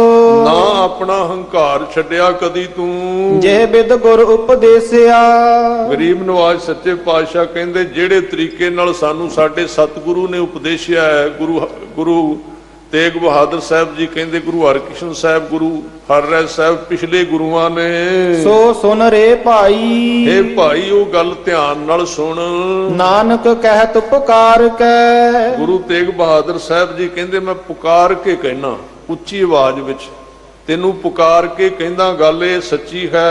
ਗਹੁ ਪ੍ਰਭ ਸਰਨਾਈ। ਪ੍ਰਭੂ ਦੀ ਸ਼ਰਨ ਪਕੜ ਲੈ। ਫਿਰ ਸ਼ਰਨ ਸ਼ਬਦ ਆ ਗਿਆ ਸਾਰੇ ਸ਼ਬਦਾਂ ਦੀ। ਕਈ ਵਾਰੀ ਕਥਾ ਕਰੀਏ ਨਾ, ਵਿੱਚੋਂ ਬਾਣੀ ਤੋਂ ਨਵੀਆਂ ਗੱਲਾਂ ਲੱਭਦੀਆਂ ਨੇ। ਪੜ੍ਹਦੇ ਹੋਣੇ ਸ਼ਬਦ ਅਸੀਂ ਕਈ ਵਾਰੀ ਰਹੇ ਹਾਂ, ਪਰ ਹੁਣ ਪੜ੍ਹੀ ਦੇ ਨੇ ਸ਼ਬਦ ਆਉਣ ਤੋਂ ਪਹਿਲਾਂ। ਵਾਰ-ਵਾਰ ਇੱਕੋ ਹੀ ਜੁਗਤ ਵਰਤੀਏ, ਸ਼ਰਨ ਵਿੱਚ ਰਹਿਣਾ, ਰੱਬ ਦੇ ਨਾਲ ਰਹਿਣਾ, ਕੋਲ ਰਹਿਣਾ। ਇਹ ਸ਼ਰਨ, ਇਹ ਹੈ ਨਾਮ, ਇਹਨੂੰ ਸਿਮਰਨ ਕਹਿੰਦੇ ਨੇ। ਜਾਪ ਉਹਦਾ ਸਹਾਰਾ ਹੈ, ਸਪੋਰਟ ਕਰਦਾ ਹੈ। ਇਸ ਕਰਕੇ ਕਹਿੰਦੇ ਪ੍ਰਭੂ ਦੀ ਸ਼ਰਨ ਵਿੱਚ ਪੈ ਜਾ, ਛੁੱਟ ਜਾਵੇਂਗਾ। ਰਾਗ ਬਿਲਾਵਲ ਮਹੱਲਾ ਨਾਵਾ ਦੁਪਦੇ। ਬਿਲਾਵਲ ਰਾਗ ਵਿੱਚ ਨੌਵੇਂ ਪਾਤਸ਼ਾਹ ਜੀ ਦੋ ਪਦਿਆਂ ਵਾਲੇ ਸ਼ਬਦ ਉਚਾਰਦੇ ਹਨ। ਇੱਕ ਓੰਕਾਰ ਸਤਿਗੁਰ ਪ੍ਰਸਾਦ। ਅਕਾਲ ਪੁਰਖ ਇੱਕ ਧੁਨੀ ਸਰੂਪ ਸਰਵ ਵਿਆਪਕ ਹੈ, ਪੂਰੇ ਗੁਰਾਂ ਦੀ ਕਿਰਪਾ ਨਾਲ ਪ੍ਰਾਪਤ ਹੁੰਦਾ ਹੈ। ਦੁੱਖ ਹਰਤਾ ਹਰ ਨਾਮ ਪਛਾਨੋ। ਕਿਸੇ ਨੇ ਆ ਕੇ ਬੇਨਤੀ ਕੀਤੀ, ਸੱਚੇ ਪਾਤਸ਼ਾਹ ਦੁੱਖ ਬੜਾ ਜੀਵਨ ਦੇ ਵਿੱਚ। ਕਹਿੰਦੇ ਦੁੱਖ ਹਰਤਾ, ਦੁੱਖਾਂ ਨੂੰ ਹਰਨ ਵਾਲਾ ਵਾਹਿਗੁਰੂ ਦਾ ਨਾਮ ਹੈ, ਪਹਿਚਾਨ ਲਵੋ ਚੰਗੀ ਤਰ੍ਹਾਂ। ਅਜਾਮਲ ਗਨਕਾ ਜਿਹ ਸਿਮਰਤ। ਦੁੱਖ ਹਰਤਾ ਹਰ ਨਾਮ ਪਛਾਨੋ। ਅਜਾਮਲ ਪਾਪੀ ਜਿਹੜਾ ਆਪੇ ਪਿੱਛੇ ਵਿਚਾਰਿਆ ਸੀ ਤੇ ਗਣਕਾ ਬੇਸਵਾ ਸੀ, ਜਿਸ ਵਾਹਿਗੁਰੂ ਦਾ ਸਿਮਰਨ ਕਰਨ ਕਰਕੇ ਮੁਕਤ ਭਏ ਜੀਵ ਜਾਨੋ ਰਹਾਉ। ਆਪਣੀ ਜਿੰਦ ਵਿੱਚ ਚੰਗੀ ਤਰ੍ਹਾਂ ਜਾਣ ਲੈ, ਉਹ ਵੀ ਮੁਕਤ ਹੋ ਗਏ, ਛੁੱਟ ਗਏ ਦੁੱਖਾਂ ਤੋਂ। ਗਜ ਕੀ ਤਰਾਸ ਮਿਟੀ ਛਿਨਹੂ ਮਹਿ। ਇੱਕ ਛਿਨ ਦੇ ਵਿੱਚ ਉਸ ਹਾਥੀ ਦੇ ਪੈਰ ਛੁੱਟ ਗਏ ਤੇਂਦੂਏ ਤੋਂ, ਜਿਹਨੂੰ ਫੜ ਲਿਆ ਸੀ। ਉਹਨੇ ਵਾਹਿਗੁਰੂ ਨੂੰ ਯਾਦ ਕੀਤਾ। ਜਬ ਹੀ RAM ਬਖਾਨੋ। ਜਦੋਂ ਆਪਣੀ ਮੂੰਹ ਤੋਂ RAM ਬਖਾਨ ਕੀਤਾ, ਬੋਲਿਆ ਆਪਣੀ ਭਾਸ਼ਾ ਵਿੱਚ। ਨਾਰਦ ਕਹਿਤ ਸੁਨਤ ਧਰੂ ਬਾਰਕ। ਜਦੋਂ ਧਰੂ ਘਰੋਂ ਚਲੇ ਗਏ ਤੇ ਨਾਰਦ ਮੁਨੀ ਰਾਹ ਵਿੱਚ ਮਿਲਿਆ, ਤੇ ਜਦੋਂ ਉਹਦਾ ਕਿਹਾ ਹੋਇਆ ਨਾਮ ਜਿਹੜਾ ਸੀ ਜਪਿਆ ਭਗਤ ਧਰੂ ਨੇ ਨਾਰਦ ਦਾ, ਭਜਨ ਮਾਹਿ ਲਪਟਾਨੋ। ਤਾਂ ਭਜਨ ਵਿੱਚ ਲਪਟਾ ਗਿਆ, ਸਿਮਰਨ ਦੇ ਵਿੱਚ ਸੁਰਤੀ ਟਿਕ ਗਈ ਧਰੂ ਜੀ ਦੀ। ਅਚਲ ਅਮਰ ਨਿਰਭੈ ਪਦ ਪਾਇਓ। ਔਰ ਨਾ ਚੱਲਣ ਵਾਲਾ ਨਾ ਨਾਸ਼ ਹੋਣ ਵਾਲਾ ਅਮਰ ਪਦ, ਅਮਰ ਅਵਸਥਾ ਪ੍ਰਾਪਤ ਕਰ ਲਈ ਭਗਤ ਧਰੂ ਨੇ। ਜਗਤ ਜਾਹੇ ਹੈਰਾਨੋ। ਕਹਿਣ ਲੱਗੇ ਜਿਸ ਧਰੂ ਨੂੰ ਵੇਖ ਕੇ ਜਗਤ ਹੈਰਾਨ ਹੋ ਗਿਆ। ਹੈਰਾਨ ਕਿਉਂ ਹੋਇਆ? ਕਿਉਂਕਿ ਉਮਰ ਸੀ ਅਜੇ ਸਾਰੀ 5 ਸਾਲ ਦੀ। ਕਿਹੜੀ ਕੋਈ ਜੁਗਤੀ ਨਹੀਂ ਸੀ ਆਉਂਦੀ, ਕੋਈ ਵੇਦ ਨਹੀਂ ਸੀ ਪੜਿਆ, ਕੋਈ ਪੜ੍ਹਾਈ ਨਹੀਂ ਸੀ ਕੀਤੀ। ਬਸ ਇੱਕ ਗੁਣ ਸੀ, ਬਚਪਨ ਵਾਲਾ ਗੁਣ। ਇਸ ਲਈ ਕਹਿੰਦੇ ਨੇ ਪ੍ਰਮਾਤਮਾ ਦੇ ਦਰ ਤੇ ਮਨੁੱਖ ਉਦੋਂ ਪ੍ਰਵਾਨ ਹੁੰਦਾ ਹੈ ਜਦੋਂ ਬਚਪਨ ਵਾਲਾ ਸੁਭਾਅ ਬਣ ਜਾਂਦਾ, ਉਹਦਾ ਬੱਚੇ ਵਾਲਾ ਸੁਭਾਅ ਹੈ, ਵੈਰ ਵਿਰੋਧ ਤੋਂ ਖਾਲੀ ਹੋ ਜਾਂਦਾ। ਕਹਿਣ ਲੱਗੇ ਦੁਨੀਆ ਹੈਰਾਨ ਹੋ ਗਈ ਜਦੋਂ ਧਰੂ ਨੂੰ ਵੇਖਿਆ ਵੀ ਏਡੀ ਉੱਚੀ ਅਵਸਥਾ ਮਿਲ ਗਈ ਹੈ। ਨਾਨਕ ਕਹਿਤ ਭਗਤ ਰਛਕ ਹਰ। ਗੁਰੂ ਤੇਗ ਬਹਾਦਰ ਸਾਹਿਬ ਜੀ ਕਹਿੰਦੇ ਹਨ ਕਿ ਭਗਤਾਂ ਦੀ ਰੱਖਿਆ ਕਰਨ ਵਾਲੇ ਹਨ ਵਾਹਿਗੁਰੂ। ਨਿਕਟ ਤਾਹੇ ਤੁਮ ਮਾਨੋ। ਐਸੇ ਵਾਹਿਗੁਰੂ ਨੂੰ ਨਿਕਟ ਜਾਣ ਲੋ ਗੁਰਮੁਖ ਪਿਆਰਿਓ। ਐਸੇ ਗੁਰੂ ਤੇਗ ਬਹਾਦਰ ਸਾਹਿਬ ਜੀ ਦੇ ਪਿਆਰ ਦੇ ਵਿੱਚ ਗਾਈਏ ਸਾਰੇ ਮਿਲ ਕੇ। ਤੇਗ ਬਹਾਦਰ ਸਿਮਰਿਆ, ਤੇਗ ਬਹਾਦਰ ਸਿਮਰਿਆ, ਤੇਗ ਬਹਾਦਰ।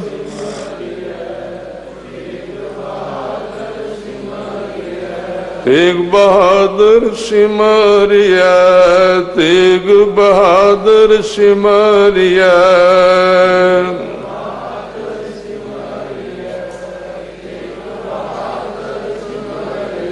ਕਰ ਨਉ ਨਿਦ ਆਵੈ ਤਾਏ, ਕਰ ਨਉ ਨਿਦ ਆਵੈ ਤਾਏ, ਕਰ ਨਉ ਨਿਦ।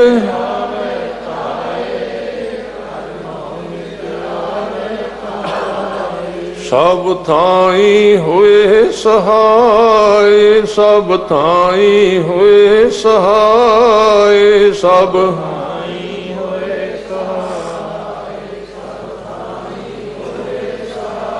ਸ੍ਰੀ ਹਰਿ ਕ੍ਰਿਸ਼ਨ ਧਿਆਈਐ, ਸ੍ਰੀ ਹਰਿ ਕ੍ਰਿਸ਼ਨ ਧਿਆਈਐ।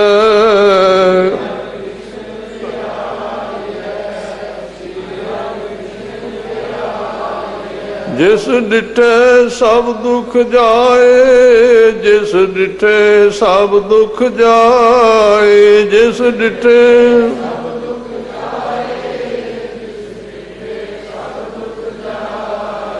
ਤੇਗ ਬਹਾਦਰ ਸਿਮਰਿਆ, ਤੇਗ ਬਹਾਦਰ ਸਿਮਰਿਆ।